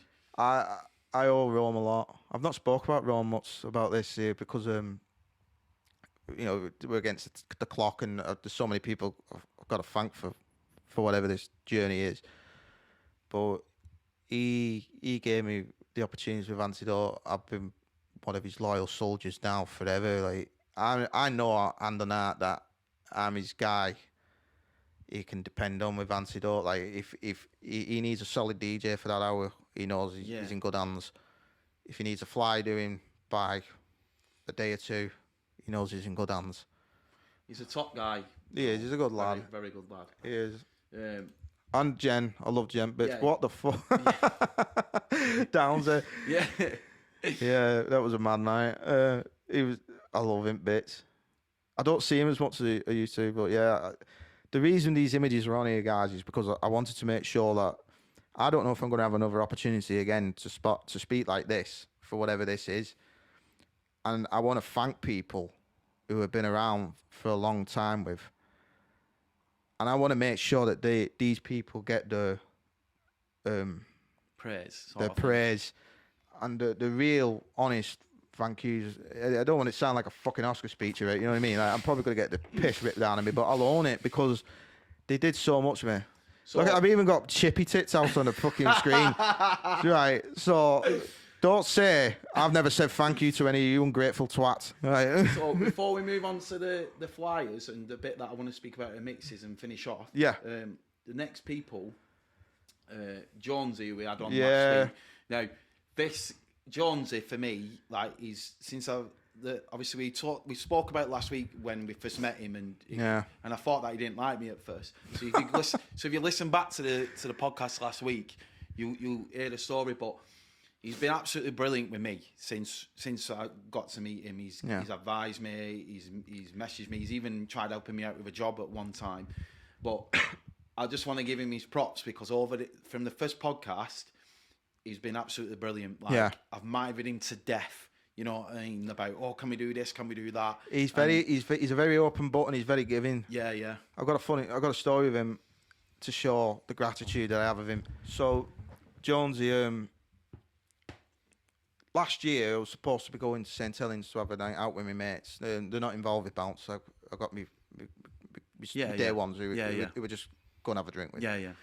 And it's a very rare occasion for me these days. and last year was so hard financially. It was rough, and I posted a status on Facebook, something along the lines like, well, like I was supposed to go out for my birthday, but skinned, so well, never mind. Is what it is. Next thing, he's slapping 50 quid in my bank account out of nowhere. He says, "You can have that. Happy birthday." I went, "What?" I went, "Why have you done that?" He said, "It's a birthday present. You got to go and have a good time." What the fuck is that? That's Jonesy, mate. He's brilliant. The shit he's done for me, right? Always been supportive in making sure I get me duents. Always big me up. Every time he's had a gig, 9 times out of 10, I've been booked for it, right? Especially the Void days. Like, he's always fly you doing, Philbin, give him your money, right?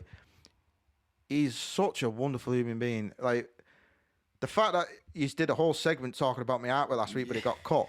That was my fault. Yeah, no. He actually corrected me on it. You Yeah, know what I mean? I wish you kept it in, Yeah. because I'll be honest with you, when I listened to the podcast, I was like, all these years he's never... No, he definitely I mentioned know, you. I thought he would have, yeah. and I'm telling you, man, it's not like Kerr anyway. I still fucking love him bits, but he's... Yeah, I've got a lot of time for him, mate. I got to know him. Real guy. Yeah, proper, genuine guy. Like, he's someone who's just...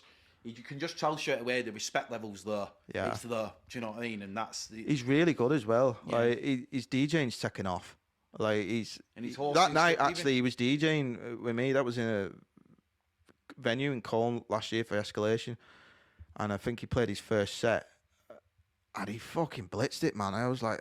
there was a moment there I thought... am I going to keep up with him here? And I thought, of course I can. Listen to his new mix that he's just done for this event that he's got coming up. He sent me the link, and I've not got round to listen to it yet. Fuck it, I'll stick it on it, can't we? I've listened to about 20 minutes of it, and he's sick. Yeah. The thing is with Jonesy as well is he's a very dark horse when it comes to MCing, like, because a lot of people just know him for his hosting. He can bang him, man. He can bang. Put him in a booth, he can bang. Like, I've watched a couple of his videos, like, even, and I've not seen some of them, like, because they've come up on Facebook or whatever, and I've watched them afterwards. But when we took him when I asked him to come and jump on the project of Nothing But 8 Bars, and we went to Rosie Studios. I'm not lying to you, mate. He's a one MC who I thought, I need to go home and rewrite my bars. Yeah. You know what I mean? He as well. It goes over people's heads that when he came back onto the scene around 2017, 2018, he was prominent in not releasing audio on SoundCloud, more prominent on getting the footage out there, videos, doing like car videos or MCing or whatever. There wasn't many people doing that, so there's a reason why he fell back into his slot very quickly. Yeah. And not only that as well, he's not reserved for certain clientele or certain people. He will have a jam and a laugh with anyone. Yeah, he will. Anyone. He turns up. He could turn up to MC with Sopranos or Blackout, whatever, and then he could turn up next week with a bunch of up and comers in room 2 and still have a. That's good. He turned up at a gig a good couple last year at a local gig in Bolton at Bolton Castle. He's in Pulse and a couple of others, and he's not one of them people who's like, oh no, I'm not jumping on. He got given mic and he's blitzed it. You know, like he's top lad. I could sit here all day and talk about Jones. Yeah. Right, get off your screen, you prick. Next person, Viper. Yeah. Obviously, I know that you and him have got a very good, relationship. Yeah. Like we spoke about before, he's always had me corner, man. For anything. Like, don't get me wrong, he's had me fucking me ear off as well if I've been a pain in the ass. Like, we've had our moments, but he's always been solid. Yeah. Like, he's just a real guy. He's always had me corner. He's always backed me up. He's always supported me. And it's not like that as well. He wouldn't just do it if he didn't think I was capable or if he thought I was shit. Let's be honest. He's gonna tell you you're fucking shit. He's got a history of doing shit like that. But he just. Sometimes I wish I could see him more. But this is life, innit? You get bigger. But he did a lot for me. Especially, I'll tell you another thing as well. He was the first person to pay me over 100 quid at a gig, because the event we did for Overdose was so good, right? And he squared a deal off with the club or whatever it was. I don't know how it worked, but he had the wages. And because I put so much effort, he was the first person to reward that. Yeah. So he gave me, it was over 100 quid. I just know it was over 100. Yeah. I've never been paid that for DJing. Yeah, yeah. I felt like a fucking millionaire. Went straight to the toilet and sniffed it. Right? And then, but it fucking, little moments like that, I'll never forget. And I wanted to make sure I spoke about this and show real gratitude to the peers around me, because again, I may never get another platform like this where I can do it, so I'm maximising my moments here, and it's going to sound a bit fucking corny and cheesy, I'm sure it will, but I'll roll with it. I'll take the heat, I don't care, and he's one of them. So I brought this up because I know that you've done a couple of mixes like that, name different stuff, and I know that you're into like, you know, bringing your mixes up and and I especially like the stuff that you do recently, because you know we spoke about it in the past about getting on social media, making that presence. Yeah, mixes again. A lot of people say that they don't work. I think they do. Sometimes they don't. A lot of people's attention span is really low now, so they want a visual with it. Yeah. But you've been able to do that because you've been able to put that, like that little laugh that we had on Facebook. Sometimes it's not even a video. Like you put a status on, you know, kicking off about something. It brings that attention. So I think that's a good way of marketing stuff. Yeah,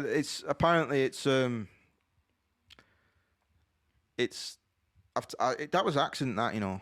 I'm just a fucking cheeky bastard, you know. I can't explain it. Like I don't care. I'll do what it takes. Yeah, I like that. I'm like, if there's ever a Del boy in bounce music, it's me.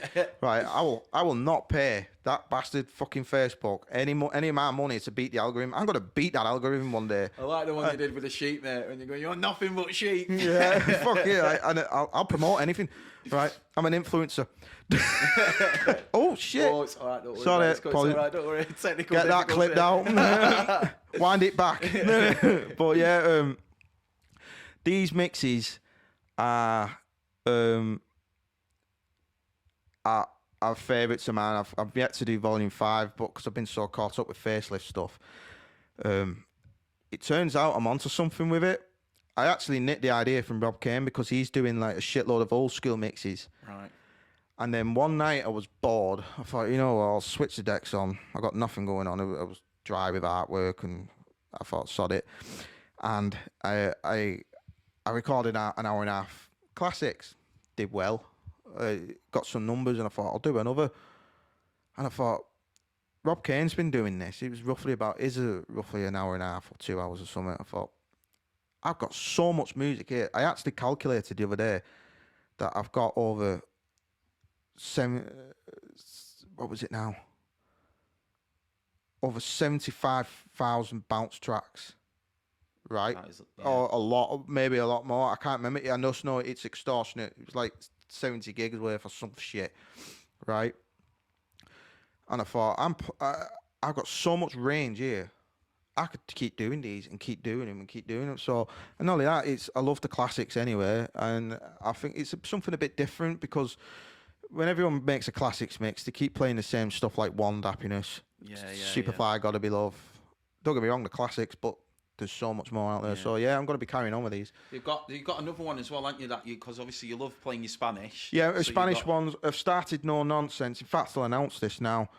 I did No Nonsense Volume 1 with Chris Pears, and that's done really well. I actually had a look at the numbers yesterday, and it's higher than I thought it would be within a space of a month.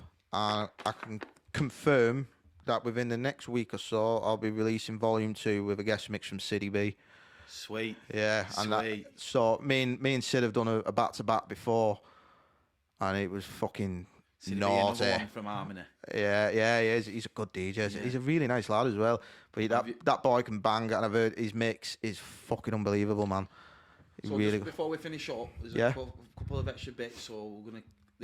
That was probably the first. That was the first time I played Pure. It was known as the Calf then, and the reason I wanted to put this flyer up was because even I can't believe I'm on that lineup.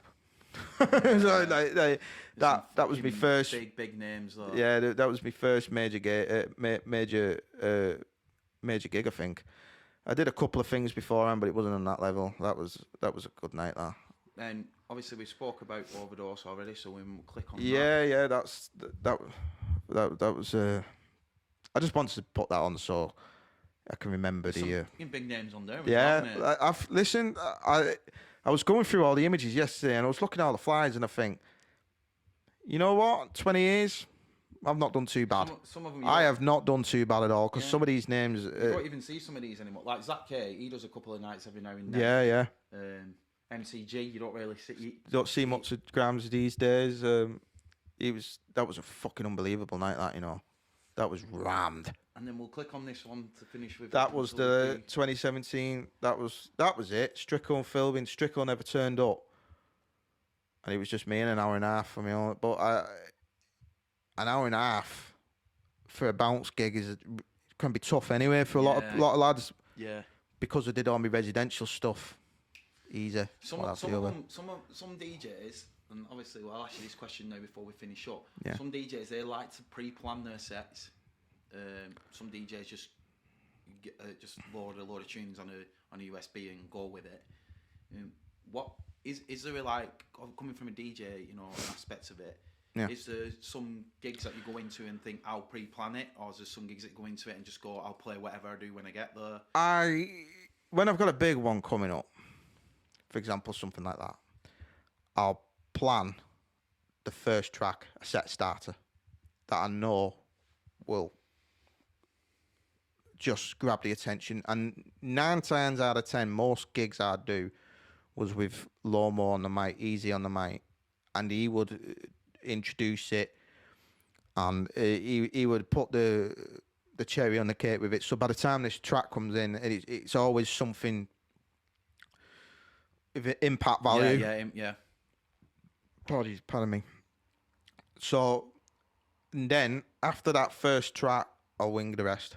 Yeah. I've planned sets in the past in the early days, and they just always went tits up. I find now, I trust the crowd sort of thing. Yeah, I find out I trust my own natural instinct enough, and to be able to trust my craft that I can turn up to any set, any gig, anywhere in the north of England and hold my own for that 45 to 60 minutes. It's one reason why I don't like going back to back. I fucking hate back to backs. Yeah. It's not an ego thing. It's just I like being in control for that moment, for that time. And there's only really been Joe Taylor, Strickle, and Groove Control who I've really enjoyed a back-to-back with. Not that I don't... I understand. I know a lot of DJs sort of say, oh, I hate doing back-to-back. Some people thrive off it, they like it. Yeah. But I understand sometimes, especially from a promoter point of view, why you have to do back-to-back sometimes. Because you want to get as many DJs as you want on, but you don't want to water it down. But sometimes it's... You meet so many good people in this scene. Sometimes you think, oh, I don't want to leave that person out, and without getting that back-to-back setting, because of the sort of time that you've got, it's very restricted. Sometimes, sometimes you don't want to leave them off it. I'd rather have an event where there's 4 or 5 of us who are really good DJs, and they get to just delve into their own. But that's the one good thing with Antidote, because we usually have an headliner DJ, maybe 2. Right, but it's prominently me, Angel, Rome, Cal, and Glover when he does a bit. So there's not that many, and so it works. We usually get a good 45 minutes in on our own, right, and that's the minimum. Sometimes we'll go back to back. It depends on what the circumstances are, but that's what makes the sets better, in my opinion, because if you're playing back to back, one person's feeling one direction, and then it's too much of a clash. The crowd's up and down, I get it. And not only that, sometimes I don't find many work. Like John Neal and Rob Kane do a great back to back. Nicky B and John do a great back to back. Rob and Nick do a great back to back. But isn't it funny how them 3 are all circulated, and he was all playing the same events? Yeah. The back-to-backs only really work when you have real engagement with that person you're going back-to-back with. Yeah, if you just put on with a random DJ, I love Tucker to bits. Yeah. Nice lad. Yeah. When I was doing the artwork for Corruption, he was always great with me. But I couldn't go back to back with him and make it sound good because he has one created. He has one way of doing things, and Lord knows I have mine. Yeah. Do you know what I mean? So I I'm not saying that couldn't never happen or we couldn't work in it, but it takes time. Yeah. It's the same. I had the same problem like with building a relationship, sort of. Well, yeah, you get to know you know what they're into, and then you can work off what. Not naturally as well. What matters is how the crowd reacts. Yeah. And I find a lot of back-to-backs sort of just water it down. So, but that's me. Maybe I overthink it. You know what I mean? I let other people think make their own opinions on it. But I've never been into them. So we're gonna finish off with two people we've already spoke about that I asked to, and I'm gonna do this with every podcast guest that I asked to put a few words together. The first one is Jonesy. Oh Christ! So he's put Ryan Philbin. Where do I start? First and foremost, before music, before DJing or anything else, I'm massively proud of you for the person that you are. Despite all the challenges that you have had over the years, you're an amazing dad, a friend and a human, which I fully agree with from meeting you. Like the last couple of times that we spoke and there were a point where we were speaking to each other every single day. Yeah. I've known Philbin for 15 plus years, super talented DJ, Spanish and classics before being his forte. Every night I've ever played on with him, Philbin, sorry, my fault, Philbin. Philbin again. I've always found myself enjoying his sets the most. Keep smashing life, mate. Keep on with your fitness journey and keep being Philbs. Love you, lad. Top guy. I thought he could have quite easily ripped the fuck out of me with something that like brought up something like I don't know, something out of a Void DJ box. But nice one, man. I love it bits, but so just for the camera, just because what I said then no way, I wasn't expecting that. So just for the camera, before we get on to vibes, the thing that we were talking about where we cut a segment out of last week's podcast, I've got a mate that I used to play with called Philbin that I used to play football with, and they never named him by his first name, they named him Philbin, and I've got that stuck in my head. So last week when we had a segment about Philbin, I had to delete it because idiot here called it Philbin all the way through. Philbin. Yeah, just like I've just done a minute ago, yeah. For whatever reason, I cannot get that out of my head. And even when we started this podcast, he said, just call me Ryan. And then but I still did it. No one calls me Ryan. Yeah, So anyway, moving on to more positive things. I asked Viper, another top lad I've spoken to over the last couple of months. I asked him to put, I know that Philbin and Viper have got a very good relationship, like we spoke about before. But I asked him to put something together for us, so he's here. He's put, as well as one of the boys, Philbin is and has been one of my favourite DJs to work with over the years. A man that can pull tunes out of his arse to match the vibe without planning sets, give the crowd exactly what they want, and keeps the MCs on their toes. Top lad, top DJ, and top friend. Respect. Well, that is absolutely wonderful because I honestly thought he called me Janice Battersby. Right. I love you big ginger meathead. I love him bits. He's just such a good dude, man. He's always fought me corner and that, and yeah, I'm so surprised by that though. That one's threw me off. I thought it would be easy. He was going to do this actually. Yeah, I did. But thank you, mate. I love you. Nice one. What I wanted to do, because I got easy on last week with Jonesy, I wanted to just switch it up. Yeah, I get that. I get that. With a couple of other people, and I knew that you was. After speaking to you, I knew that you was close to vibes anyway. So I just thought I'll message him, and he had no problem about it whatsoever. He said, "Of course I will." I'm made up because he's a busy man at minute as well. Yeah, it's not saying he's seen me in some really, really bad places in my life. Like, fucking, I wasn't really going to bring any of this up, but since we're here anyway, Christ, I feel like fucking crying my bastard eyes out at this point. But I was in a really, really bad state in 2018, man. He was, fucking hell, sorry. It's all right, don't worry about it. And he was fucking always fought my corner him forever with anything. Could be anything. Could be with DJing, all sorts. Don't get me wrong, he's also fucking chewed my ass out when I've been a pain in the ass. And believe me, I had my moments, man. When I was younger, the Philbin you know now is a completely different Ryan Philbin to 10 years ago. Yeah. Anyone who was involved in the bounce scene will tell you that. I'm a different human being now. And sometimes you need a friend like that. Him and Jones, Lomo, Bry Rigby, Appe, Webber, Twist, Rome, Jen.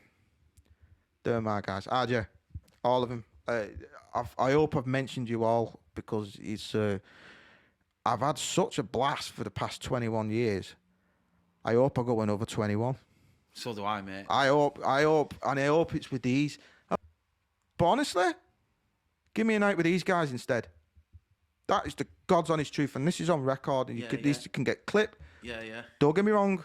If you want to book me, guys, I got a phone number, right? Right. But if it came down to picking one or the other, this is my. These are my lot. You're fully entitled to that opinion. You're fully entitled to that. I love.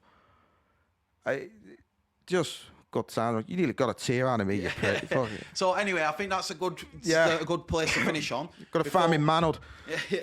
Before we finish, like I said to Jonesy last week, everyone who comes on the Joshy Digital podcast, like an England cap, you get a Joshy Digital cap. Oh, lovely. Just before I say that, I'm not trying to be an idiot. What are these? Come in handy, these. Yeah, the water bottles. Yeah, the water bottles. If you want one, you can have one. But 30 quid. These, I've just set my own website up, which has dropped this weekend. These are all available on the Joshy Digital website. I've kept them as cheap as possible. So some of them are actually going for cost. And the website has just been accepted for Kalana and ClearPay. So if there's multiple items that you want to buy, like cups or these water bottles or these nice hoodies that I've got on here with Joshy Digital on the front and Joshy Digital on the back, and you want to support the brand, get yourself over to joshydigital.com and get purchasing. Every time you buy a jumper, a starving child in Africa lives. You should go online right now, right? And you should put on your Joshy D Digital hat. And you should buy 4 of them with 6 hoodies in different sizes, and you will literally save Africa. Buy now on ClearPay. On the web. What's the website, Josh? JoshyDigital.com. JoshyDigital.com. So fuck me hair up.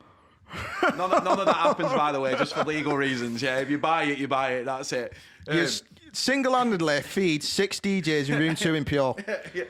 Buy your hats now. So, just going on to just to finish with, I want to thank Philbin for coming on. Thank you for having me, man. No worries at all, mate. You're welcome anytime, and hopefully in a couple of more years we'll be getting you back on if this is still going for a part 2. I always say that to everyone. Yeah. Just to finish off with as well, the podcast will be available not this Sunday, so not tomorrow, the Sunday after. That won't make a difference to you because you won't see it till that Sunday anyway. But what's going to happen is that it's going to be available on joshydigital.com first of all. So you might get it on the Friday. It'll probably drop on the Friday, and to everyone else it'll drop on the Sunday. So if you go through joshydigital.com, you'll be able to hear it 2 days before anyone else does. Keep supporting, keep smashing it. Anyone who's getting into the bounce scene, keep smashing it. All the DJs, MCs out there, keep smashing it. And I think that's about it for today. Yeah. Thanks, Ryan, for coming on. Anytime, mate. Nice one, Paul. Thank you. Appreciate that.